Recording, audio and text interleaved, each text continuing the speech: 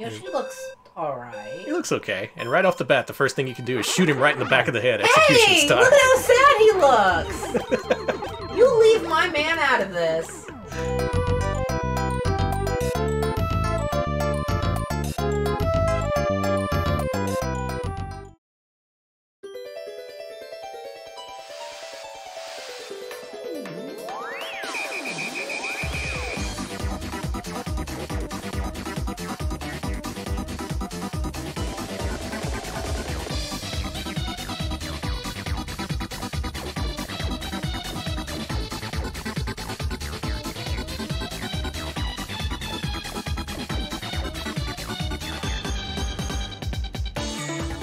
Live from Austin, Texas, where we brought a bazooka to a gunfight. It's Retro Pals with Danny and Alex. Hello, Alex. Hello, Danny. Please put the bazooka... I said I love Bazooka Joe, but this is ridiculous. And anybody remember Bazooka Joe? No, no one. But he's wearing an eye patch all the time. He looks so cool. No one under the age of 100 remembers Bazooka Joe, but they do remember bazookas, and that's what we're delivering here tonight on Retro Pals. Bazooka fans, bazooka stands, make yourselves heard, make some noise for your favorite weapon of choice, the bazooka. Thank you to everyone who stands Bazooka Joe. Do you think he lost his eye from a bazooka? Like he's like a child war guy? Anyways, thank you real quick to SSFSX17 for the 18-month resub. And they say Battle Clash 1 was good, wasn't it? It was good, thank you. We'll find out. Hexagon Witch subscribes 15 months in a row and says, "Hiya pals, no witty message this time. Sorry, I'll think of a good one next month." Alright, you got 30 days, thank you. I'll pretend you said something about Bazooka Joe, and thank you very, very much to Uzi for the 38-month resub. Holy shit, that's a lot of years. Too many years and months. My dad eats Bazooka Joe all the time. Your dad shouldn't swallow that, it's gum. Why did I think... Oh, I was getting him mixed up with the Cracker Jack kid. What? I thought they were the same person. No! Anyway. No, the Cracker Jack kid is like... We're obviously very confused on a whole lot of different tangents tonight. And what better time than now to showcase the Super Nintendo Super Scope. Yeah. The weapon everyone loves. This is how this week's poll turned out. Yep, the theme was Super Nintendo accessories and games starring Nintendo's biggest franchise characters that no one has ever played. We got a few suggestions, some requests from YouTube to play the Ancient Stone Tablets on Satellaview. Not going to happen this time. The voters did not go for it. They didn't take the bait. It was a very close race between the mouse and the Super Scope, but in the end, I think we made the right choice. We're getting the Super Scope and all of its 11.5 games, which we're going to showcase over the next couple hours. Half games? You'll see. You'll see. Real quick, thank you to Krungo for the 15-month resub. Krungo says, "I'm stopping my Yakuza Like a Dragon play for this, so it better be good." I'm not playing that game to stream this, so I'm also making a sacrifice. Alex had to be torn away from the that game. I did. How would you describe that? Like a homeless man posse simulator? Did I say that? No, I made that up. Okay, no, but that's basically it. It's you and your dipshit pals roaming Yokohama looking to just do anything. Real good game. Possibly game of the year. Maybe someday I'll play it. My game of the year. So, what ended up winning? The Super Scope. And what is the Super Scope? It's this thing. I love that. The NES, of course, had its Zapper, the light gun peripheral, featuring such games as Wild Gunman, Duck Hunt, Hogan's Alley, Barker Bill's Trick Shooting. We got any Barker Bill fans out there? Me. Make some noise for Barker Bill. Make some noise! I'm asking for a lot of things to make noise about tonight. Anyway, there was a Super Nintendo version. They figured the thing sold well enough, mostly overseas, that they decided to make a Super Nintendo Zapper. The way they decided to go about this was pretty strange. It was no longer a pistol. It had multiple parts. It had a little sensor that you had to put up on top of the TV. And more than that, it was wireless. It was powered by 6 AA batteries, which ran out in about 15 minutes, probably. So in a way, this is more advanced, but seeing the games that resulted from this thing, you may be able to tell why it wasn't quite the level of success that the Zapper was back in the day. But that's the end of the story. Let's go back to the beginning. Folks, we got ourselves a brand new Super Scope, straight out of the box. We've set it up. We've put the sensor atop our CRT television, and we're emulating it via the FPGA Mister, because fuck all that. Yeah, no, absolutely not. I will not. Super Scope advanced in a lot of ways, but unfortunately does not work on HD TVs. You gotta have a specific CRT for it. I ain't gonna do that. Let's just play some games. So straight out of the box, let's play the pack-in. Super Scope 6. So this used apparently 6 AAA batteries. That's a lot of batteries. Feltet mentions my brother and I Here could it is. never remember to turn it off after we were done using it. So we only used it a handful of times before my mom refused to buy us anymore. That's such a sad story. And yet, it's probably a common story among the few kids who did have a Super Scope. In our Discord, people shared stories of accidentally buying games like Yoshi's Safari, not knowing that they required the peripheral, and so all you got when you got home was a very nice title screen, and a game that you would never ever play because your parents didn't buy you a Super Scope. Quite sad. What I'm going to do here is I have a unique setup featuring a large board of plywood and a laser mouse, which I'm going to use to simulate the Super Scope. That's a little nicer than plywood. This is gonna work. It's like more like particle board. Like pressed particle board. We have sound. There's the sound. Okay, so the FPGA Mister emulates this thing pretty nicely, but this mouse, very, very, very sensitive, so I'm gonna have to actually operate it with 2 hands just to keep the thing steady. Super NES Super Scope 6. I'm excited. Show it off, baby. Next Generation Zapper. Next Generation Duck Hunting. Super Hogan's Alley. Ultra Wild Gunman. Fire it, bullseye. That is the bullseye. Thank you to Cactus Bee for the 7-month resub. Cactus Bee says, show us the bootleg scope. It does look a little bootleggy, doesn't it? It doesn't exactly look like a refined Nintendo product. But maybe after seeing these games, you'll be won over. 6 games here, 3 in the Laser Blazer trilogy. Let's start with Intercept. Wait, Laser Blazer? Laser Blazer. Okay. I do like this aesthetic a lot. Let's go with medium.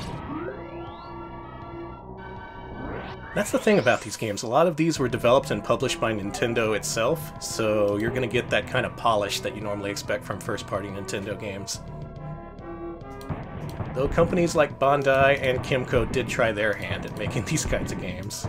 We'll see those soon enough. So this is one of the 6 included games on Super Scope 6. America at the time was obsessed with ICBM missiles, so this is a game that lets you live out your fantasies and shoot them down. Oh yeah, like the Star Wars system. Yeah, the Star Wars defense system. Not today, Saddam Hussein. Yeah, look up the Star Wars defense system. No reason, just look it up. Have some fun. So stop watching us. Just watch that. So if you think of Action 52 and how limited and bad those games were, this is one of the games in Super Scope 6. This is what you get. It's many, many levels of this. There, we cleared level 11. Hey. It's the same as level 1, but slightly more missiles.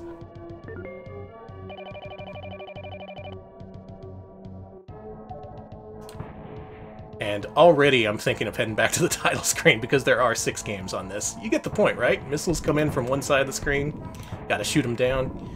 I think there was a Master System game that used the 3D goggles called, what was it, Global Defense 3D? That was a similar premise. Oh, I remember that, yeah.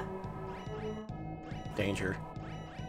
Did anyone calibrate this thing correctly? Well, probably. Not us, though. Wow, real anticlimactic. Not a single explosion for a game without missiles. I thought the world was gonna explode. Alright then.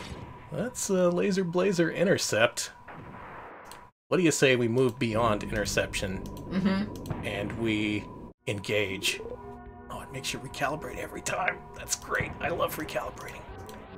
I know it's your favorite. You're just... Alright, okay. I didn't even see we'll get to Blastress soon enough. That's dessert. This is the main course. I wish I saw the Laser Blazer thing earlier. That looks really good. Let's engage. Sure, medium. Now also, while we play these games, I ask you to consider the ergonomics, by which I mean the lack of ergonomics. This is a thing that you slung over your shoulder like a real bazooka. You were squinting through an eyepiece at your screen. You'd want to play it for maybe 10 or 15 minutes before you know, various pains start to set in. So this was very much a hardcore gamer type accessory for It people who was. could really stand the pain. It was the Zapper for grown-ups. Mm. But I'm going to come back to this throughout the stream, but one of the things that made the Zapper so enticing was the simplicity. You just plug one into the NES, and that's it. That's all you gotta do. You gotta point the thing at the screen, and you shoot the ducks. In fact, that's the one thing that won me over. Jesus, sorry about that. One thing that won me over with the NES as a 5-year-old. A local store was showing off Duck Hunt, and I was just enraptured by the idea that you could interact with the images on the screen by shooting them with a gun. I asked my dad nicely to bring one home, and he didn't listen, so I threw my very first public temper tantrum. That's literally what happened. I was such a well-behaved child too, so it kind of threw him off guard. He was like, "What? What do I do in this situation? He's acting bad. What? He's not supposed to act bad. This is a good kid." And that's how Nintendo started my life of crime. Which is funny considering you're a Sega guy. Yeah, never threw a tantrum for a Sega system. Well, that's because you always knew the truth in your heart that Sega would always be there for you. But you always knew Nintendo would be a little snitch. I don't know why I'm calling Nintendo a snitch. They just give off snitch energy lately, you know what I mean? Yeah, basically. That whole Nintendo Vault stuff. Snitch behavior. Oh, you gotta refill like Top Gun. This is the most I've ever seen of this particular game, by the way. And just like the last game, you've already seen all the content it has to offer. There's a whole bunch of levels that get gradually more difficult. Enemies shoot at you. In fact, can I quit? No, I can't. It fucks up the aim. So, tell you what. Since this game flashes a lot when you get hit, I'm just gonna go ahead and reset. Okay. Yeah, don't worry about it. Okay. People know what the Mr. interface looks like. We're all adults here. here. I don't want, you know, you're being banned. I don't want, you know, the Twitch cops to be like... Mr.? Yeah. Or Mr. seeing the Mr. and somehow doing a DMCA on us. Mr. writes an epic takedown in song form of the Retro Pals. So we've intercepted, we've engaged, now it's time to confront. I like these ladies who give you your orders. They're all very pleasant looking. Like, hey, sir. Was Sister a parody of Mr.? Please don't. Ooh. I'm gonna have to think on that. No one think! That's not the purpose of our show. So this is confront. It's time to confront our inner demons. There's 32 of them. Can we shoot them all down? Oh, in this one it looks like the bullets count up, so you don't have a limited number of ammo. That's good. You just go completely apeshit. Look at me. I'm going apeshit right now. Damn. So this is kind of fun. You sling this big old bazooka over your shoulder and you start blasting stuff on your TV. Audio visuals are okay. About on par with 16-bit games of the era. I guess Nintendo realized they had to make 6 of these things, so they didn't want to put in too much effort on any single one.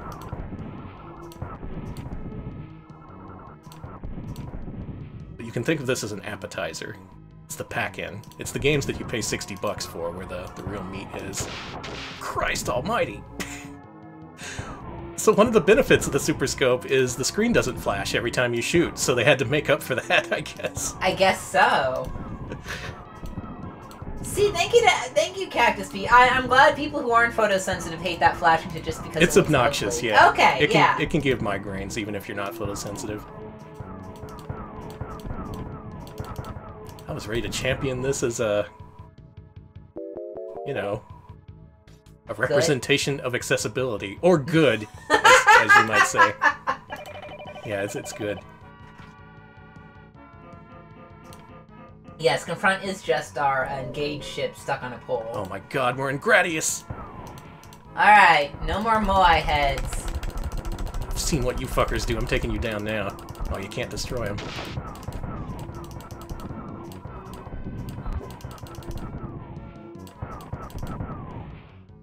I have to wonder what people thought of this thing after taking it out of the box for the first time. Were they just wowed by the sheer presence of the Super Scope? Or did they have standards? They probably did not have standards. No offense to children of the past, but if they're anything like me... No standards. Circus Caper, great game. Hey! It was. And that's Laser Blazer. All 3 chapters of it. We've gotten halfway through the Super Scope 6. And now we get to relax, kick back, and enjoy a round of Blastris. Because Nintendo had the Tetris license at this point. They could do that. Oh! So what does Tetris look like with a Bazooka peripheral? Looks like this. I am actually curious. How do you do gun Tetris? This one. Give me medium, because low is very, very slow. Gun Tetris, let's go. Oh, interesting. Spartanberry says, one problem I read about an EGM about the real hardware of the Super Scope is that the color red, you know, the most shoot here color, is the color the Super Scope has the most trouble reading. Holy shit. Yep, I'm gonna get into that later, but oh, yes, wow. the Super Scope is colorblind to the color red. And that's why these games are often pastel colored. You don't see a lot of the color black or the color red, because it had trouble with both of them. I mean, the Super NES in general was very pastel. Yeah, so it fit the aesthetic, but still. So this is the game. You get a limited amount of ammo to blast away the pieces that you don't want while keeping the ones that you do. Are you... It gives you, I think, 2 additional pieces of ammo for every block that drops. Otherwise, you don't control where the pieces go. They just drop automatically. Huh. You can also do stack management if you want. Like, there you go. Oh! Oh, you can shoot 2 at once if you got the skills. Let's take out this one and check this out. Look at that. That's satisfying. Oh, that's beautiful. Mm-hmm. So how does it compare to Tetris, you think? I'm not trying to be judgmental, but this looks kinda... doo-doo. I guess that's a little judgmental, let's be honest. Well, let's count our blessings. The background, pretty nice. I like the constellations and the drawings they have there. I would have liked if the gameplay were 60 frames per second instead of 30 for some reason, even though it's a very simple puzzle game. I guess my main complaint is, considering this is a block-dropping puzzle game, you maybe want to be able to control the blocks. No, this is conceptual, Danny. But what if the blocks don't drop all the way on this side where I need them to? Okay, yeah, give me another one there. That's what I wanted. It's good, Danny. Give me one here. No. Over here. No, not over there. No, up there, no. Danny, up there. I want one here. Maybe if I highlight it enough. It can read where you're pointing at on the screen. Maybe it'll listen to my wishes. Over here. Here. No. I'm sorry, you're being I'm not fucking playing. Just give me the... They gave you the line piece of the... No, this is good now. I take it back. This is really funny. Can I just... You are being so incredibly owned. Nintendo! Nintendo, I'm streaming. You embarrassed me. Embarrassed me in front of all my friends. Fuck Blastris. Anyway, there's 2 more variations of that. Oh, I'm sorry. That's really funny. I guess it would be a challenge to make a block-dropping puzzler that uses a light gun as input, but I would have done it a little bit differently. Well, try the other modes. Maybe there's a mode you'll like. Okay. Let's go ahead and try mode B. Just give it a shot, okay? Just try. Give it a shot. I see what you did there. It's called, comedy. Look into it sometime. No, never look into it, because then you'll find out that I suck at it. Type. Yeah, give me the medium. I tested out the low levels in testing, and they were way too slow. Okay, this one looks promising. Ah! No! Why are they pulsating? Why are they gelatinous? No! Oh, with the music? This is Blomby incarnate. This is the blombiest thing I've seen on the Super Nintendo. Oh, God. Oh, do we have a match here? 3 in a row, I assume? What is this? Yeah, that's how you do it. So, again, like Mode A, the blocks drop on their own, and you have to flip them to make them the color you want. You can see the next color on the top face. Like this one, you can see there's a yellow on top. Or an orange, rather. Saying this music sounds like drowsy cough syrup feels. I am not getting. I'm DJ not Screw getting. composed I was this gonna say I'm not getting real Houston vibes from this, but I get what you mean. Gotta get that purple drink. It's slow and this is very unusual, and it looks like. I don't know if those are tongues or butts poking out, but either way, I don't like this. I just saw gelatinous ooze, but if you want to get sexual about it, I'm not going to stop you. I don't feel like getting sexual about anything ever. Thank you to Akadar for the 19-month resub. Akadar says Blomby-tris. It is extremely Blomby. Thank you. Well, we're keeping the stack low at least. But even when you're in control of the stack, this isn't a very fun video game. That, and you're also waiting for the right block at the right time, which is, it never happens.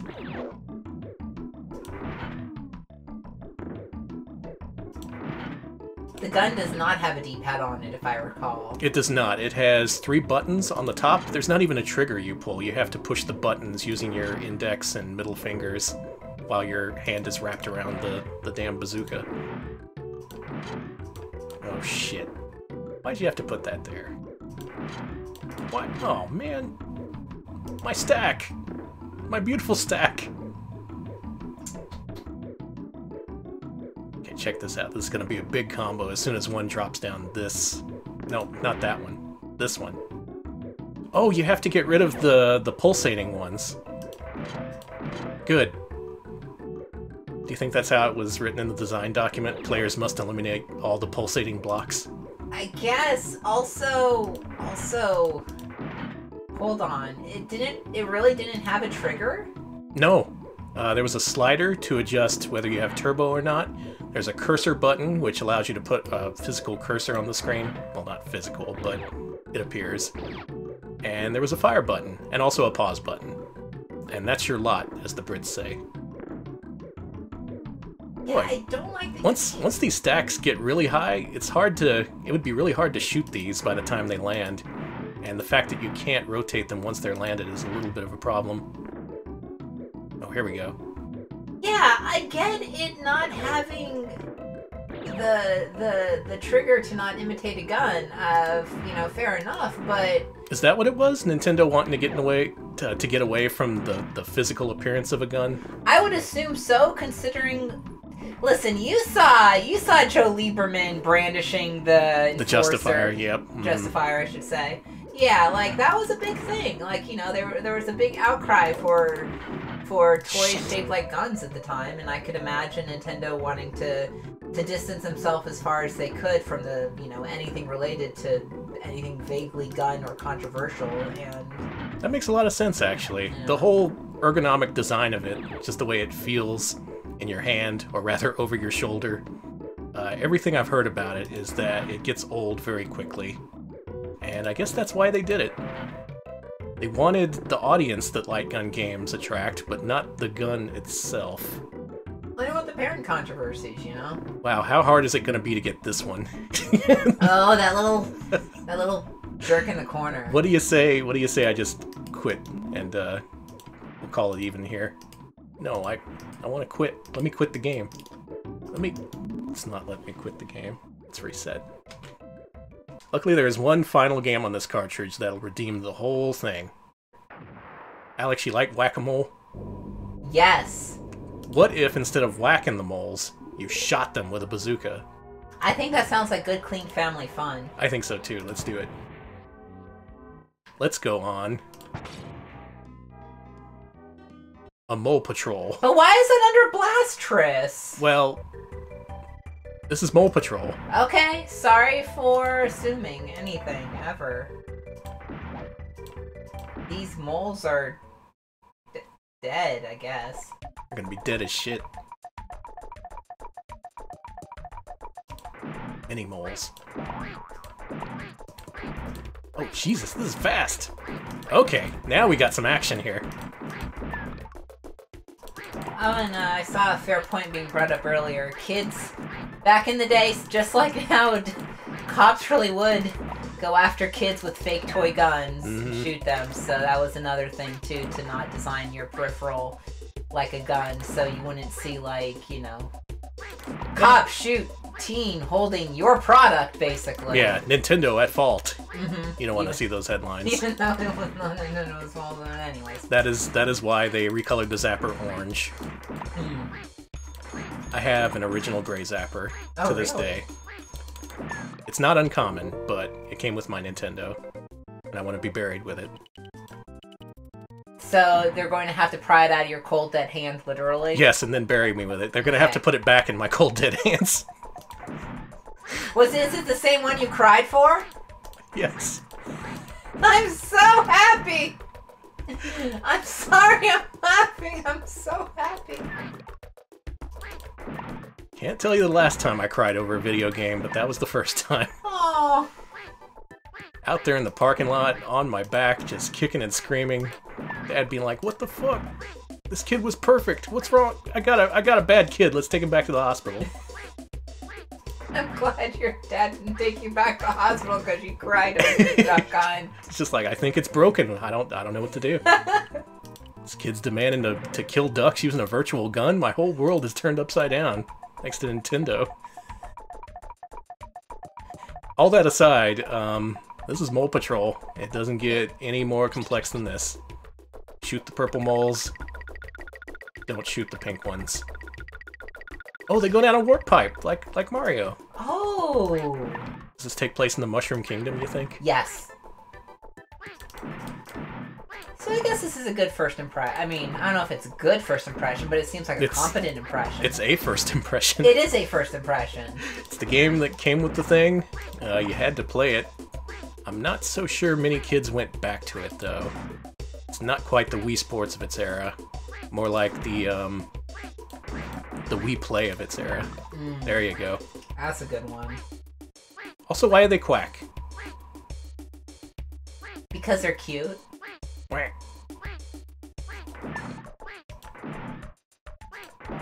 Sorry.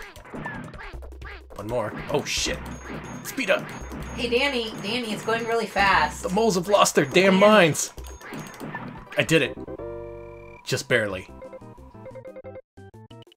And that is Super Scope 6. What do you think? Well, they're gonna make other games for this, right? Like, this isn't all I have to play with this, right? Of course. Just like with the Zapper, Nintendo promised there would be dozens upon dozens of games released for the Super Scope in the future. They wouldn't be free. You had to go down to your local Woolworths or Montgomery Wards and pay $60 for the very next game that came out. October of '92. This is Battle Clash. Battle Clash, huh? Yeah. Now this is more my speed. This game looks pretty awesome. Okay. Alright. It already looks a bit more, video game-esque. Look at this Windows 3.1 aesthetic here. I love this. Gotta aim right at the center so I can get accurate shots. Yeah, good enough. Let's see. Bad Idea says, Battle Clash sounds like a trash tier phone game with $99 gems. Yes. Nowadays that's what it would be, but way back when, Nintendo took their best and brightest at a subdivision known as Intelligent Systems, and they made them create this, along with the sequel. So if you're wondering why this has extremely high production values compared to the last game, it's because Intelligent Systems worked on it. Hey, what happened to Statue of Liberty? I was answering a question in chat. That's not really covered in the game. Did something happen? Is the world okay? Probably not. This is a game about encountering and shooting giant robots that are rampaging through the ruins of North America. They all have pilots, a la Gundam. And they shoot each other, also a la Gundam. Cool. I like this music, this classical piece here. It makes it seem more classy than it is. Now the key to this game is you gotta deflect their attacks, as well as charge up your own counterattacks. Because all these enemies have various pieces of armor. All these little chunks on this robot you can actually shoot off to expose the fleshy robot underneath. You know how it be. I don't like that. Sneakernuts asked, didn't Intelligent Systems make Panel de Pon? I think they did. Yep. In fact, a lot of the team who made this, as well as the sequel, Metal Combat, which we'll see in a little bit, immediately after making those two games, they started work on Panel de Pon. Oh, okay. AKA Tetris Attack, if you're unfamiliar. So this is like Punch-Out with a gun. A little bit. Nintendo made a few games like this, actually. There was Teleroboxer on the Virtual Boy, which was also a bot versus bot video game. Only instead of a gun, you were using goggles that made you throw up. Oh, yeah! Yeah. Oh, he rocket punched me. Luckily, we're doing better than he is. Oh, his chest. Gotta aim for the chest now that it's exposed. Wait. What's the Intelligent Systems game with Abraham Lincoln? Was that codename Steam? I think that's it, but I want it to be like a... I want it to be like a Fire Emblem-esque game where you make, like, all the presidents fight people. Oh, that would rule. Get on it, Nintendo. Codename Steam, okay. Just think about it. I like this guy's portrait here. See, like, these are throwaway games designed to be played for a few minutes at a time, and yet Nintendo put their whole ass into this production. Real high-quality character art, some real fast scrolling, some solid action once you get into it. We're going to Cairo. Alright. They got a robot problem. I mean... that would suck. The Robo-Pyramid! Wait, is a pyramid a robot? Yeah. Oh. This asshole changed the pyramid into a Robo-Pyramid. Yeah, all the different enemies shit-talk you before you destroy them. That's how it goes.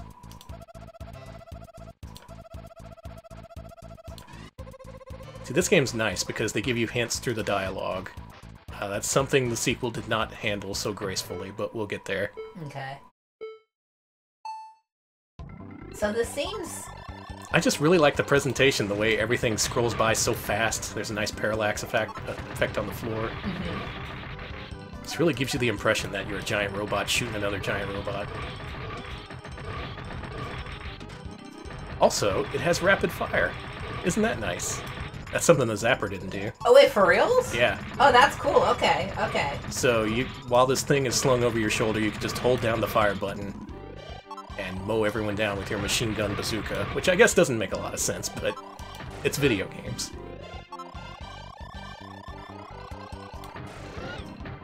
Oh, shot him right in the dick. If video games are meant to make sense, I wouldn't play them. Me either. In fact, when a video game makes sense, I actively dislike it. Yeah, I stand up and I say, stop making sense. That's my favorite Talking Heads movie. Me too.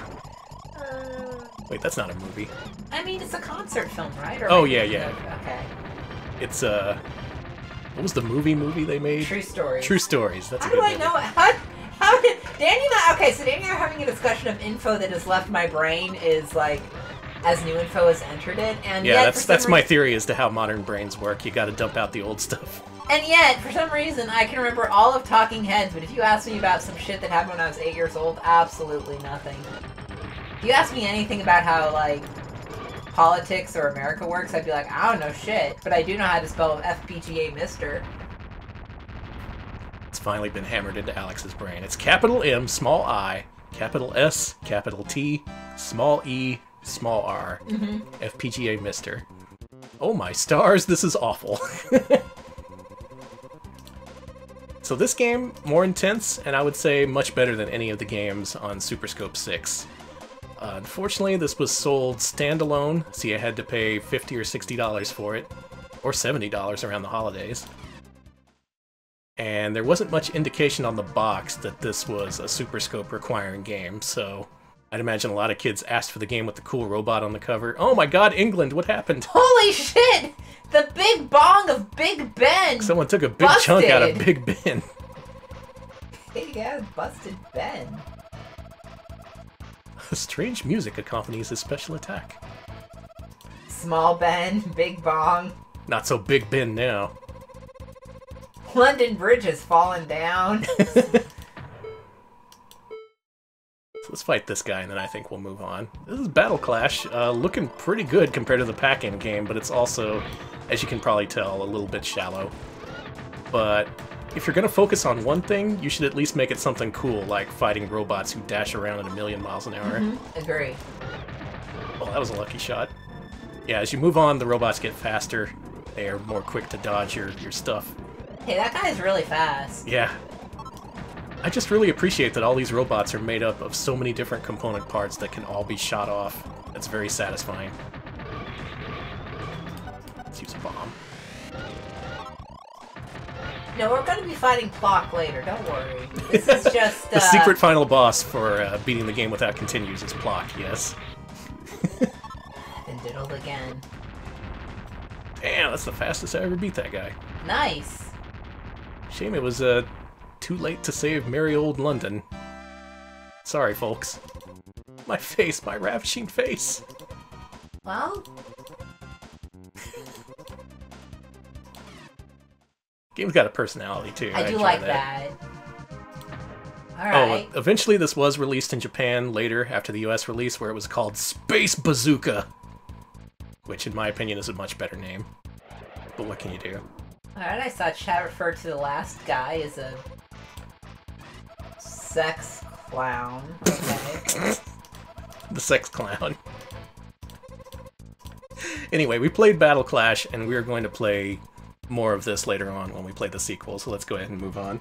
Okay. It's still 1992, and it looks like the third parties are starting to get in, because you remember Bandai, they saw a little bit of success with the Zapper. They released a few quickie games like Shooting Range and others that aren't immediately coming to mind. So they figured they'd cash in on the Super Scope in its first year in November with, this is the greatest title I've ever heard in my life, Bazooka Blitzkrieg. What a fucking name! Unfortunately, this is developed by Tosei, who did most of Bandai's games. In particular, there's a couple names overlapping with their horrible Ultraman game for Super Nintendo. So expectations aren't necessarily the highest for this one. You know, I don't know if this game has an intro. Let's go ahead and sit here and see. Even the background there reminds me of that Ultraman game. What was it called? Towards the Future? Oh god, yeah. Yeah, that fucking... Oh no, it just moves on to a demo. Fuck it. Bazooka Blitzkrieg, let's play it.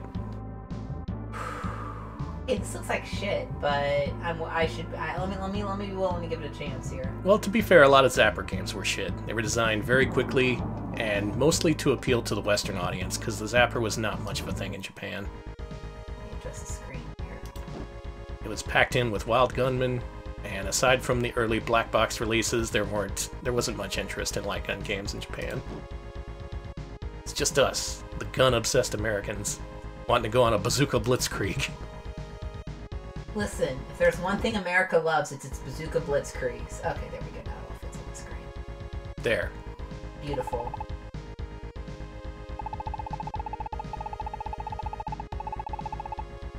Our fine city. Okay, Spartanberry mentioning that Bandai made their own gun for the Famicom called the Space Shadow that was only used on one game. I've never heard of the Space Shadow. Oh yeah, they wanted to get in with their own light gun. That's messed up. Then they tried to do Family Fun Fitness, and Nintendo took that away from them and made the Power Pad. They're like, I made this. Yeah, we made this. This is our Stadium town. events, never heard of it. No one else has either. Mm-mm. Shut up, collectors. Now, despite the heritage, despite this being a Bandai Tosei co-pro, in my opinion, this game's pretty awesome, actually. It's your standard gallery-style shoot-'em-up, I suppose. Something like, say, Gangster Town on Master System. Oh, or Yaddle mentioned this like Hogan's Alley. Exactly, yeah.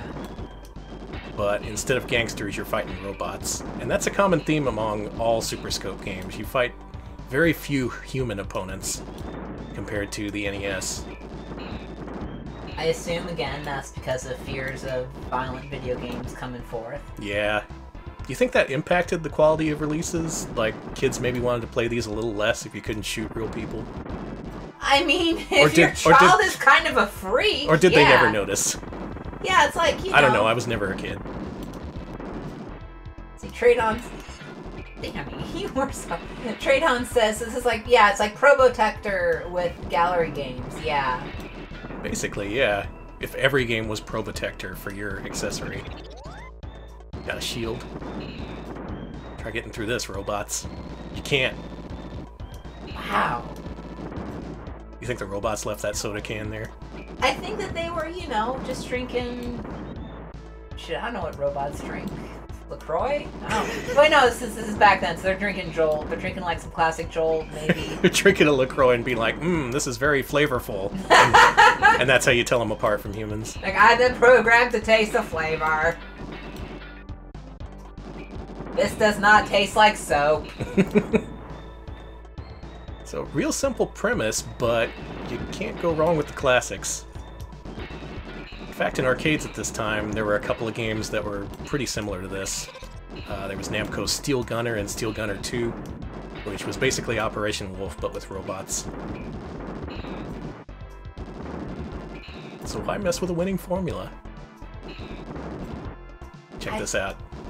Now no one knows where East Street is. Hey, that sucks. Hey, no, don't do that. How am I going to... Listen, I look at those street signs to navigate where I'm going to go on the bus.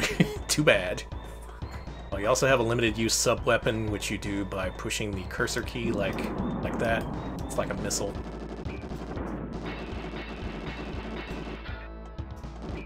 Right, Toastinator 2 says chat. Oh yeah, this is similar to Terminator 2. That would be the template they were going for, because that was the big light gun game in arcades at the time. Whoop. I do like that very chill bomb. I like that it wasn't very loud and flashy. It was like, here we go. Watch out, it's a bomb. Okay, hope you weren't scared. Are you going for a broken window percent? Yes, this is a 100% broken window speed run. Let's call it a speed through. And are you just slowly sidestepping down the street, or what's going on? That's what I imagine all these games are about. You're just like a dude sidestepping, crab walking down the street. This is a direct copy of the first boss in Terminator 2, and I'm not even joking. People who have played T2, the arcade game, chime in. It looks exactly like it. Real blatant. I guess they were counting on no lawyers playing a game called Bazooka Blitzkrieg. We got it. Can't confirm it does, yeah. Yeah, see? Tosei was like, make Terminator 2, got it. And Bandai was like, no, make it like Terminator 2. Yep, exactly Terminator 2. You think Bandai would care? Yeah, Bandai was like, fuck it. It's fine. Just make whatever. We believe this skip is linked to the cause of our problem. What's our problem? The problem is there's a bunch of robots shooting people. That is a problem. Oh my god, they have motorcycles! Yeah, imagine that... I wish they would remake... Imagine those, like, Boston Dynamics dogs with, like, guns. So what are the common themes we're seeing so far? Robots with guns, post-apocalyptic settings, the ruins of America, once great country, brought down by robots. We're brought down by robots with guns, not by our own structural issues or anything like that. Are these games reactions to automation, do you think? Are these reactionary games? That's what I'm asking. 1 second you're doing self-checkout, and then another, you're getting checked out by a robot with a gun. I don't think these are... I don't think these are reactionary games. Look, I'm trying to sell a blog post to Polygon.com. Can you help me out here? Okay. Yes. I call it the first reactionary video games. Not Chiller. Not any of those weird racist horny games on the Atari, but no this. I'm pretty sure, yep, no lives, no continues. Once you're dead, you're dead. Nope, I lied. There's continues. Okay, yeah, these games are reactionary to having to design a game around a bazooka controller. So, considering it's Bandai Tosei, could have been way worse. But just like the previous games, it's very simple and straightforward. Which is maybe what you want when you're trying to aim a bazooka at your screen. You know, all games are reactionary if you think about it, because it's all about you reacting to what's on the screen. Oh my god, you're right. What's our next game? Our next game is I'm never getting a writing gig at any Halt Game Mag, and... Okay, that was November 92. Also in November 92, another third party joins the fray. Kimco. Kimco, of all people, made a Super Scope game called X-Zone. I am so excited to see this because I love Kimco. I don't know if I express it enough, but Kimco, I think they are secretly geniuses. I think so too. I think they are disrespected, unsung geniuses. This game is made by many of the people who later went on to make Kid Clown and Nightmare World. I'm reactionary to Kid Clown right now! And it shares a sound programmer with many of their biggest games from the NES, like Deja Vu, Shadowgate, freaking Rescue the Embassy Mission. Kimco games on NES had a really distinctive sound, and it doesn't really come across on Super Nintendo, unfortunately. The Nations global launch retaliation sequence. Oh, we're back here again. So we're more. So I'm going to assume this is going to have more robots with guns and more post-apoc imagery. Almost certainly. Okay. Can you shoot Kid Clown? God, I wish. Resulting chain reaction will extinguish all life on this planet. Am I right? Anyway, we're calling it the Extermination Zone. Jesus Christ. This is grim shit. A little bit. There's a biocomputer? I'm just picturing a computer with guts.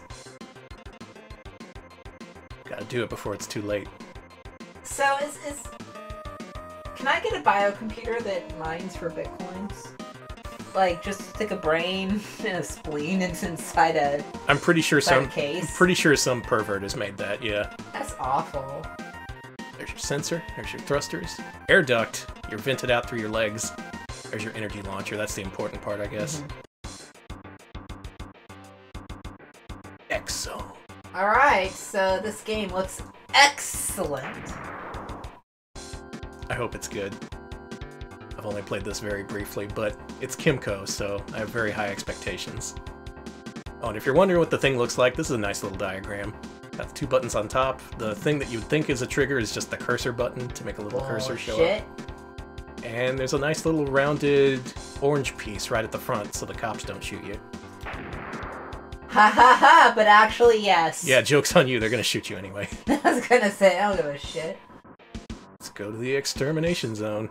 Penetrate extra air defense. Don't stop. We're doing a lot of penetrating tonight. I see some Mode 7. Nice, this is one of those machine gun games. Unfortunately, it's not one of those games with what you call calibration. Alex, it's missing a calibration feature, a few of these games, so your shots always trail a little bit to the left. It's not so bad, though. Eventually, we're going to get to see what we're flying towards. It's a little bit different. You're flying towards the ground instead of doing a crab walk with a robot. We are not going into a giant goo monster, please. This is Wednesday. Oh, don't get my hopes up. Don't get my hopes up. I haven't seen past this part. Yeah, and again, more. I will like this. I like, because of the SNES's color palette, I do like the concept of this soft post-apocalypse, like an post-apocalypse. Everything is just nice and colorful. Looks like a kid's toy. A child's guide to the end of the world. I love it. Now compare that to NES, where there was Hogan's Alley, which was like a policeman simulator, like one of them, a Hogan's Alley, a shooting range. Yeah. You also had Wild Gunman, where you shot down realistic caricatures of Wild West stereotypes. Barker Bill, which I'm saying that name a lot because I love the name, but I've never actually played the game. How? That surprises me that you've never played it. I looked it up briefly, and apparently Barker Bill was like a real show on TV in the 50s. Yeah! It was like a cartoon compilation or something, but anyway. Oh, is that us? We look cool. You cool boosters out of your calves. Yeah, that's where I vent, so it's a nice smell of sweat. I was gonna say, wherever I go. You never miss leg day, apparently. Mm-mm. You shoot the dog and Barker Bill. You sound so excited about that, Macombo. Okay, we're on the ground now. So this game has a little bit of variety. You're not just doing the same thing over and over again. There's a little bit different. Well, it's still functionally the same, but the perspective is different. We have robots, we have a post-apocalyptic society, so therefore this is a Super Scope game. We'll say the Zapper had more thematic variants than these games so far. Maybe it was a mandate from Nintendo, being like, no live targets, you gotta be robots. It could have been. It actually could have been because, you know, they're like, oh, we don't want to encourage children to shoot people because that's why gun violence is happening. Yeah.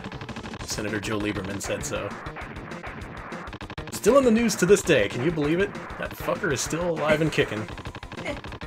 When is he going to try to set... honestly, if you told me he was behind the Twitch DMCAs, I'd believe it. Probably. It's like, yeah, I want some of that. These are sentient rocks in the desert that have come to life and want to kill us. I guess so. Or maybe they were, like, just...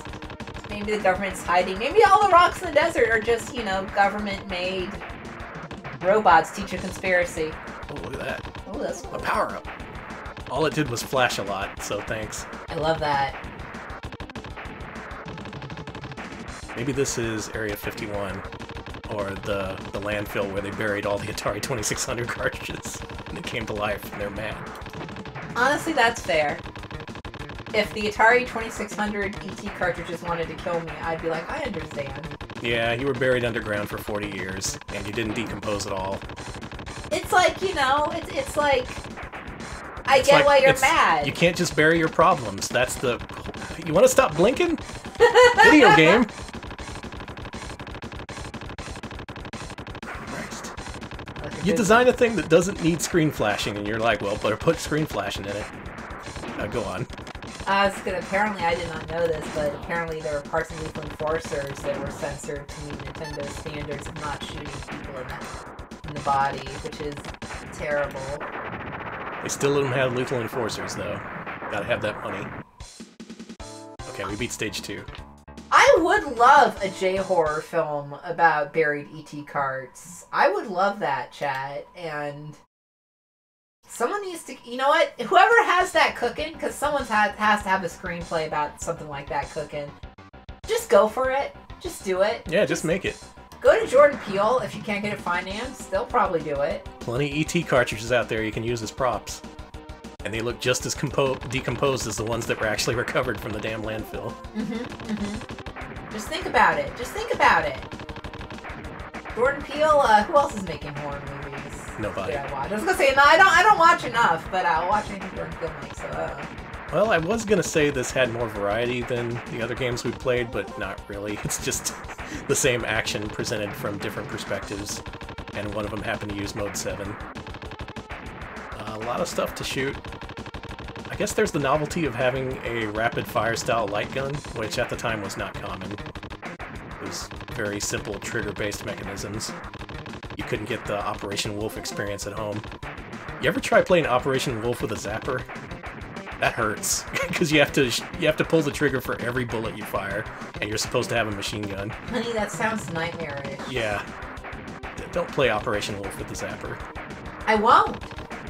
Lucky for me, I have neither that nor a Zapper, so... Well, I probably have a Zapper somewhere if I look, but I'm not looking for shit. I think we'll fight the boss here and then see what the next level looks like, and then we'll move on. I just wanted to give Kimco their time in the limelight, you know? You know, you mentioned Steven Spielberg makes horror films. I was trying to think of one, and the only one I could think of was, of course, my favorite horror film, Ready Player One. Oh, good God. A terrifying film about our future. I'm trying to forget that, and you already brought it back. Remember what you were saying about parts of your brain that get overwritten with new knowledge? Well, sorry. That was before the show. It's not canon. Okay. I'm just trying to override your brain with, I'm trying to make sure you don't forget. So, those guns are the only thing that can shoot you. The problem is, the guns can scroll off-screen, and there's nothing you can do about it. Like, it stops firing once you shoot the guns, but what if the guns can't be shot? Think about that, smart guy? I'm just thinking about all these cool pastel robots that are going to kill us in the future. That's nice. That's something to look forward to. Very bright pink and blue and yellow future of death awaits us.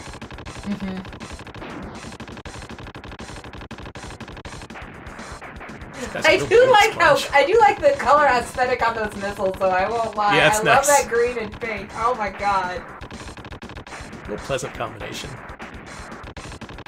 So, has anyone done a pastel post-apocalyptic piece of media? Because someone has to have, right? That can't just be the Super Scopes realm. Someone's got to have done that. I think it's just Nintendo. Like the robots, they know that we expect some kind of grim horror future. What if it looks like this? We'll be taken completely off guard. You know what's funny? I think about that a lot. I think about all the cute stuff that I'm like... I think I like the baby Yoda Amazon Echo. Yeah, that's pretty bad future. What do you call that? Dystopian. Dystopian. Bad future. Bad works too. Yeah, bad future. Well, my prediction is the next level is going to look exactly like the previous ones, and we're going to move on and never think about this game ever again. Now's the time to surprise me, Kemco. X-anime? Oh, examine!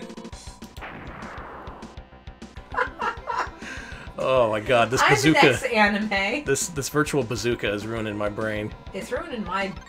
The flashing's been ruining me. Okay, this one has destructible background, so that's nice. But I think we've all seen what needs to be seen from X-Zone. Yep. I gotta say, the third parties really brought it. They didn't have to make these games as complex as they are. They could have been a little bit more complex, but for what they are, not too bad. Oh my god, is that really the next game? I mean, it's what's in the list. We could make it another game. I could erase it and just put Mario if you want. January 1993. High-Tech Expressions. And RSP, The Future Running with Scissors, brings you The Hunt for Red October for the Super Nintendo. This is a game we played during our Beam Software showcase. We showed off the NES version. This is the Super Nintendo version. Oh yeah, that one, the one where they fought the giant squid. Yeah. The movie starred Sean Connery. Rest in peace. Oh yeah. Oh. And as it turns out, it has a secret Super Scope mode. And you have to actually play a little bit of the game to get to it, so here's hoping I don't die immediately. Okay, Danny, don't die to the squid immediately. The funny thing is, in the European version exclusively, there's an option screen where you can enable or disable or calibrate the Super Scope. They took out the option screen from the US and Japanese versions. Why? I don't know. But luckily it's enabled by default if you have it hooked up. We gotta get through this damn level. Alright, everyone wish Danny luck. Now, this is kind of cool because you have so many different weapons in this game. You got a gun that shoots up, one that shoots at an angle, one that shoots straight forward, one that aims down. You got invisibility. In theory, this would be a cool game. But in practice, it's a high-tech expressions game.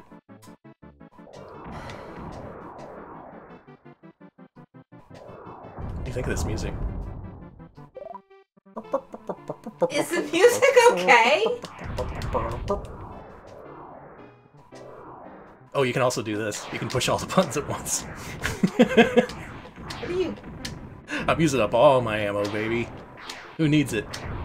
All of it goes to the bottom of the ocean. Danny, pro polluting the ocean with weapons of mass destruction. Hell yeah. What else are you gonna do with it? Okay, I guess it makes sense that this is another war game, considering, you know. You want to know something messed up? You know what the NES version looks like, right? It's just this, only it looks shittier. It's exactly this until the very last level, where it turns into a platformer where you play as Sean Connery and you go around kicking dudes. What? This version here, the Super Nintendo version, it's just submarine action the whole way through. But that version, they decided to turn it into a platformer starring Sean Connery in the last 10 minutes. Hey, I want to see that. Just that part, though. Yeah, you got to go through misery to get to it, though. I don't like misery, but... Okay, so I was hoping we'd get through that level with as little damage as possible, and it looks like we're in pretty good shape. All I gotta do is survive until we get to the bonus level. Why was that little submarine intent on ramming me? We are not ranking that game. There's too little platforming in it. Well... Please don't make me do more work. Oh, this is a classical music piece as well. Took me a while to recognize it.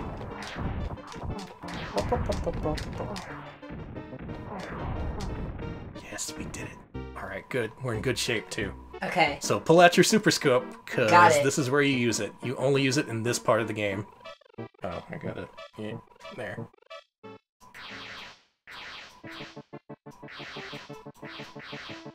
What do you think? I think you're scoping it up, dude.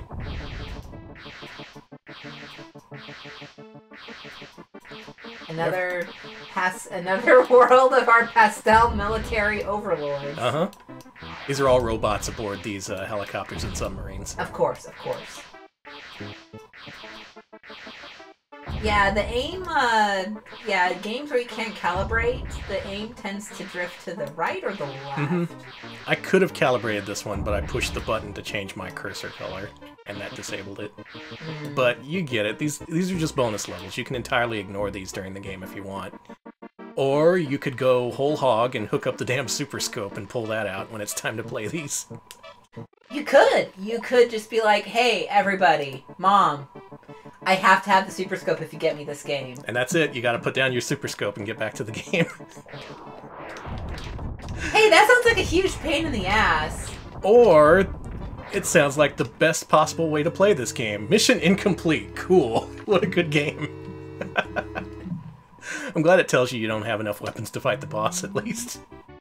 That's one of the games you can play with your Super Scope. Hunt for Red October. Luckily, things are looking up, and all you had to do in 1993 was wait 8 months for the release of the next Super Scope exclusive game. And it's a doozy. It's the one everyone voted to see. It is the game to play with the Super Scope if you're going to actually do this. It's Yoshi's Safari. So, I've only seen this game being played like once or twice. I'm actually kind of curious about how it works. Because it's Yoshi's Safari. You're killing Yoshi. Pretty interesting. It does have Mario with a gun. There he is. If you wanted to know what happens when Mario has a gun, this is your answer. This is just, you know what? As someone who sends all kinds of obscene letter art to EGM, this is all I've wanted. There's a lot of freaks like you out there. Yes, there are. Look at that bootleg Princess Peach. Is this game made by an American company? Because that's the vibe I'm getting. No. What? Initially, in fact, I think it's Wikipedia. Wikipedia credits this to Nintendo R&D 1, which is the company that made all their best games, you know, Zelda, Mario. And so I wanted to confirm this, so I looked up the credits. The only credits were for the sound, which was actually uncredited and had to be announced by the composers themselves. This, despite what Wikipedia tells you, is 100% Tosei. I am not surprised. Okay. Now it makes sense, huh? Tosei occasionally partnered with Nintendo to bring you games like Kid Icarus and Yoshi's Safari, apparently. This doesn't even take place in the Mushroom Kingdom. She sends you off to Jewelry Land. Please, Mario. What? They're my friends. Jewelry Land? Yeah, Jewelry Land.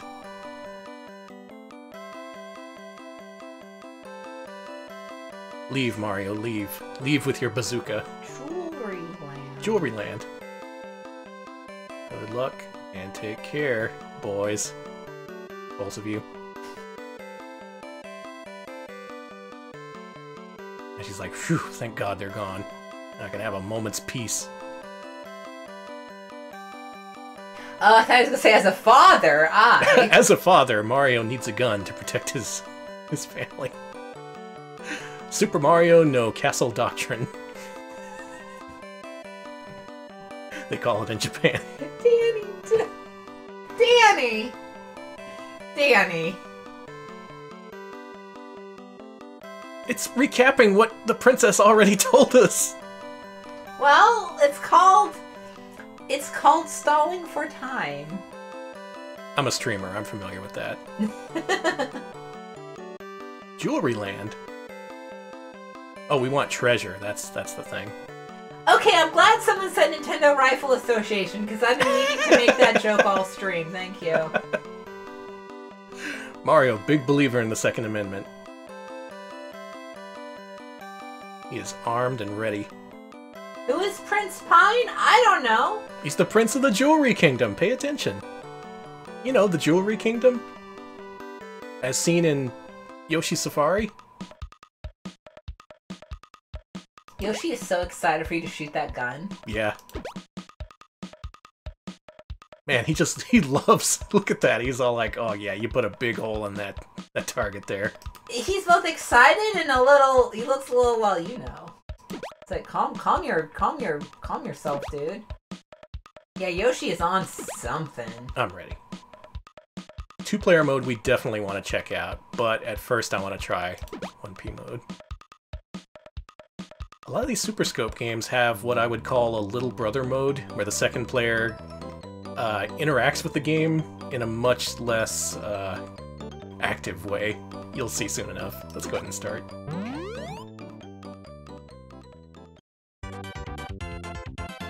Yoshi looks alright. He looks okay, and right off the bat, the first thing you can do is shoot him right in the back of the head, execution Hey! style. Look at how sad he looks! You leave my man out of this. So yeah, there's always this target at the bottom of the screen that you gotta be careful not to shoot, because that'll decrease your life bar if you shoot Yoshi in the back of the head. Thank you so very much, a 68K Heart, for the 7-month resub. They say, give Yoshi a gun. What we have. No, Mario has the gun. Yoshi will have to be unarmed, but thank you. Hey, Danny, that's fucked up. Give Yoshi the gun. He's a Yoshi. And? Well... You're a plumber! Yeah, but he's Mario's pet. That was something that shocked me. In the documentation for this game somewhere, it refers to Yoshi as Mario's pet. That's disgusting. Like, I thought they were equal partners, but shows what I know. I don't know. Yoshi is not Mario's pet. Take that back. He's Mario's caretaker in many ways. You've played that one game where he's like taking care of the baby. Oh yeah, there wouldn't be a Mario if it wasn't for Yoshi. Yeah! What the fuck? Making him a pet after all that? Alright, we got more pastel robots. Oh yeah. Not a single instance of the color red, have you noticed? Mm-hmm. It was all green and pink and blue. Exactly. Mario is Yoshi's pet, yes. Yoshi is Mario's son. No, sons, well, I guess sometimes sons take care of their adult fathers, but it doesn't... It's different in the Mushroom Kingdom. So this is one of the rare games, well, rare up until recent years, where you actually fight the Koopalings. I don't think they'd been seen since Mario 3 at the time this was released. Nintendo wanted to bury him for a good long time, but they brought him back for God knows whatever reason. The Koopa kids are okay. I was gonna say, what's with this anti-Koopa kid, they're a little bit behind the times, with one being named Morton Koopa Jr., you know? I mean, the kids gotta know about Morton Downey Jr. sometime. They'll learn about it on the streets, if not on Super Nintendo. Exactly! Chat's like they were in Super Mario World, Danny. Oh, right, Super Mario World. Yeah, but there was several years where they were being ignored. And you're right, I was wrong. Now check this shit out. Hey! Hey, excuse me! Mario, not being a very responsible gun owner, just wants to scare the shit out of his pet, I guess. Hey, if you shoot your gun above your pet's head, I'm going to... I will take your gun away. This Nintendo doesn't want you to see this. This right now, this is the underground shit. I deliver to you the truth. The truth that will not be broadcast elsewhere. This is a real uncensored Mario. Not that shit that they recommend you on YouTube. Damn, there goes my algorithm. We should do that. We should make videos called Uncensored Mario, and does that even get the hits? I have no idea what makes money on YouTube anymore. I got an idea for a video. It's called Racist Mario. Danny? What? It's already been done? Oh, okay. Never mind.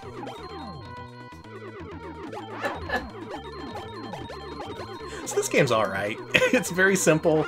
I guess the fact that it has Mario characters adds appeal. Get to shoot a whole bunch of Goombas. It's a nice Mode 7 look the entire time.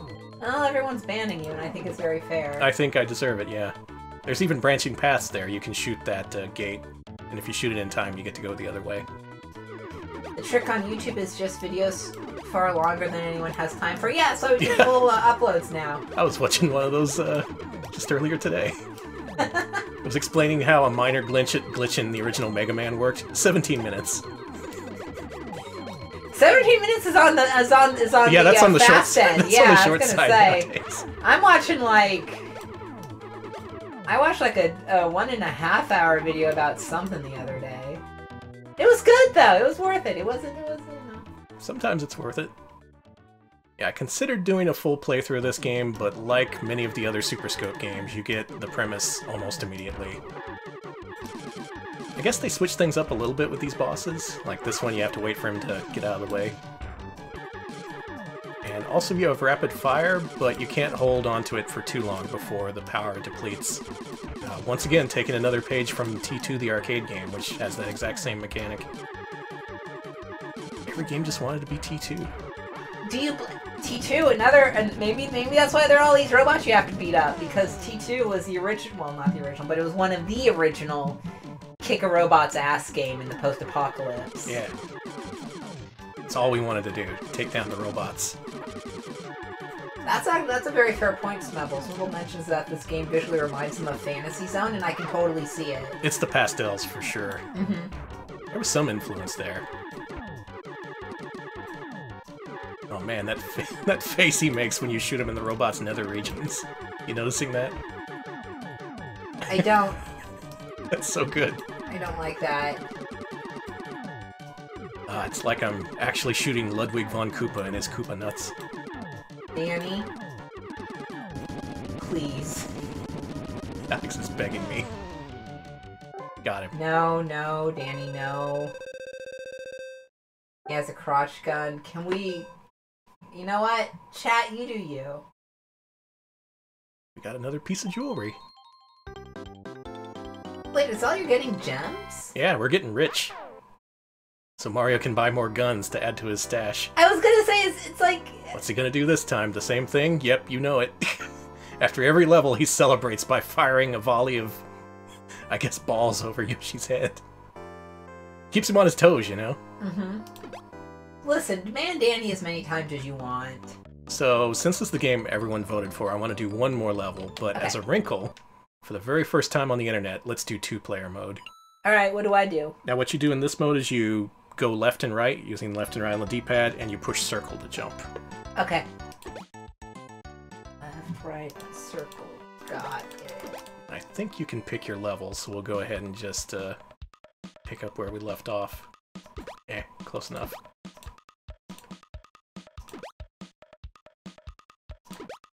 Yeah. Did you know this game's two-player? Did anyone? I am interested in what the hell I'm supposed to be doing. Let's go to level 7. Hey, that's too hard. I'm baby. You can do it. Okay. Occasionally there's jump pads where it'll tell you to jump. Or you can do it on your own whenever you feel like. Look at that! Alex jumping of his own volition. You can also guide Yoshi. If certain objects are off-screen when they hit you, you can't be hit by them, so there is some value to having a second player. Look at this, co-op Yoshi Safari! Yep! You feeling like a little brother right now? Absolutely! Like, yeah, you can totally play. See, you're controlling Yoshi. I mean, I am! Mario is Dick Cheney. We were just talking about that on the stream the other day. We were. Dick Cheney is relevant once again. Dick Cheney and, I think we're the only stream... I think we're the only non-political streamers. Jump, jump! Yoshi! Oops. I was too busy thinking of Norman Schwarzkopf. Too busy thinking about history's greatest military leaders to play Yoshi's goddamn Safari. Hey, I did that Here comes another one. Nice, nice. Now, usually in the one-player mode, you could just push the other button on the Super Scope to jump, but where's the fun in that? Yoshi, we're all turned around. Yoshi! I'm pressing the buttons. Yoshi, turn us around! God damn it! It's not light. Wouldn't let me turn around. Oh, Mario's gonna shoot so many rounds of ammunition after the stage is over. Just gonna shoot it right over your head to teach you a lesson. Yeah, we're the only non-political streamers who will mention Norman Schwarzkopf and Dick Cheney at the drop of a hat. I pressed jump. Are we dead? Oh no, you were supposed to fall. Okay. I think your interactive portion of the program is over, but you can try if you want. Yeah, I will. What the fuck is this? Does this help? Does this help? Does this help? Yeah, dodge. Duck and move. Float like a butterfly, sting like a bee. Sting like a bazooka. That's right. I am not a foe, but a friend of Ali. Look at Yoshi. He's getting into it. He's moving and grooving. He's really... Yes, he's just vibing. Vibing Yoshi. Oh, that's where we shoot. In the balloon nuts. Yeah, in the balloon nuts. Goodbye. Uh-oh. What's happening? Oh my god. Hey, that's gross. Yeah, it has warts or pimples now or Oh, something. that was good. It's bad. Oh, it's bad. Roy Koopa! No. That villain. That... Oh god, thank you, but no thank you for showing me the fucking leaked sprite of Yoshi bloody.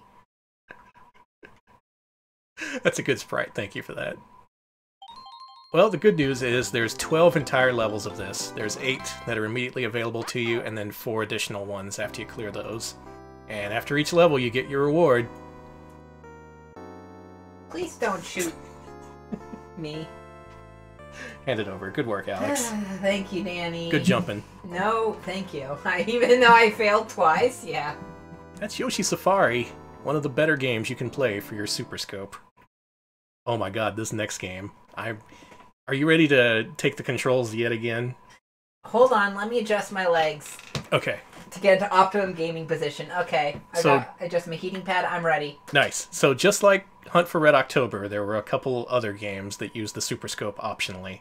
Also like Hunt for Red October, this is another game we've covered before. This is Lamborghini American Challenge by your friend and mine, Titus.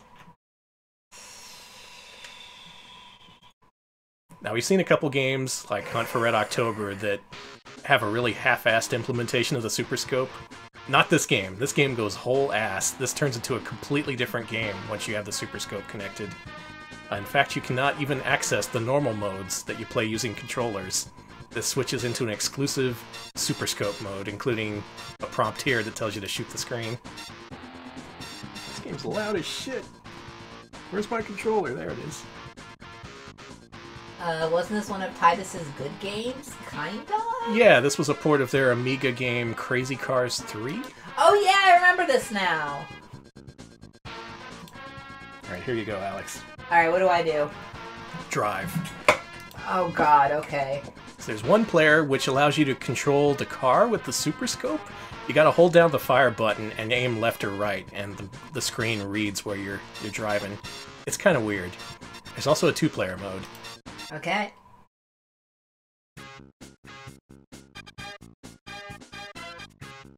Cooper versus Mike. Am I new on the block? Uh-huh. I think, okay. So no campaign, no cross-country traversal. What do I do? Go. Oh! Go, I go, drive! Go, go. So one player can drive the car, and the other player controls, I guess, a helicopter flying behind the car and shooting bazooka. I'm going too fast, bazooka. help me! Kill my enemies for me, honey! Oh, there's your rival. Rival defeated. I'm going too fast! I don't like this! I'm too fast. It's a real crazy car. Please slow down! So if you saw this game during our Titus exploration stream a couple weeks back, you'll notice there was no gun component to the game itself. It isn't until you plug in the Super Scope that this becomes an option. And I gotta say, this is the definitive way to play this game. Because normally it's just like any other driving game. Big deal. You drive a car, there's other cars, whatever.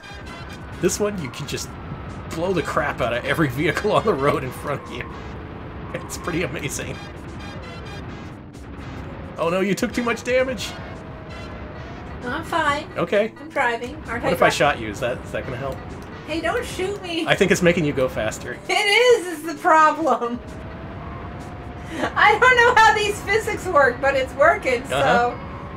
You take care of the driving, I'll take care of your opponents. Okay, thank you for destroying all who stand in my way. We're racking up quite a body count here. I don't think they're robots either. I think these are real-ass humans we're destroying. Hey, this is one of the first games where we're not beating up robots. First place! You did it! First place by virtue of no one else being left alive. But first place nonetheless. Was I using the boost the whole time? Oops, well, it worked. Yeah, it's fine. Let's play a little bit more of this, Okay. but... Yeah, this is one of the more interesting implementations of the Super Scope. Just the fact that you can, either alone or with a second player, shoot down all the cars on the road. I want to say this is a little bit similar to the Namco arcade game Lucky and Wild. That had a kind of similar premise. Yeah, that's the vibe I'm getting, but... Also, a Special Criminal Investigation by Taito did this too, but not with a light gun, and not nearly as awesomely. Like, this game's fast. It is! And you kill a lot of people out on the road.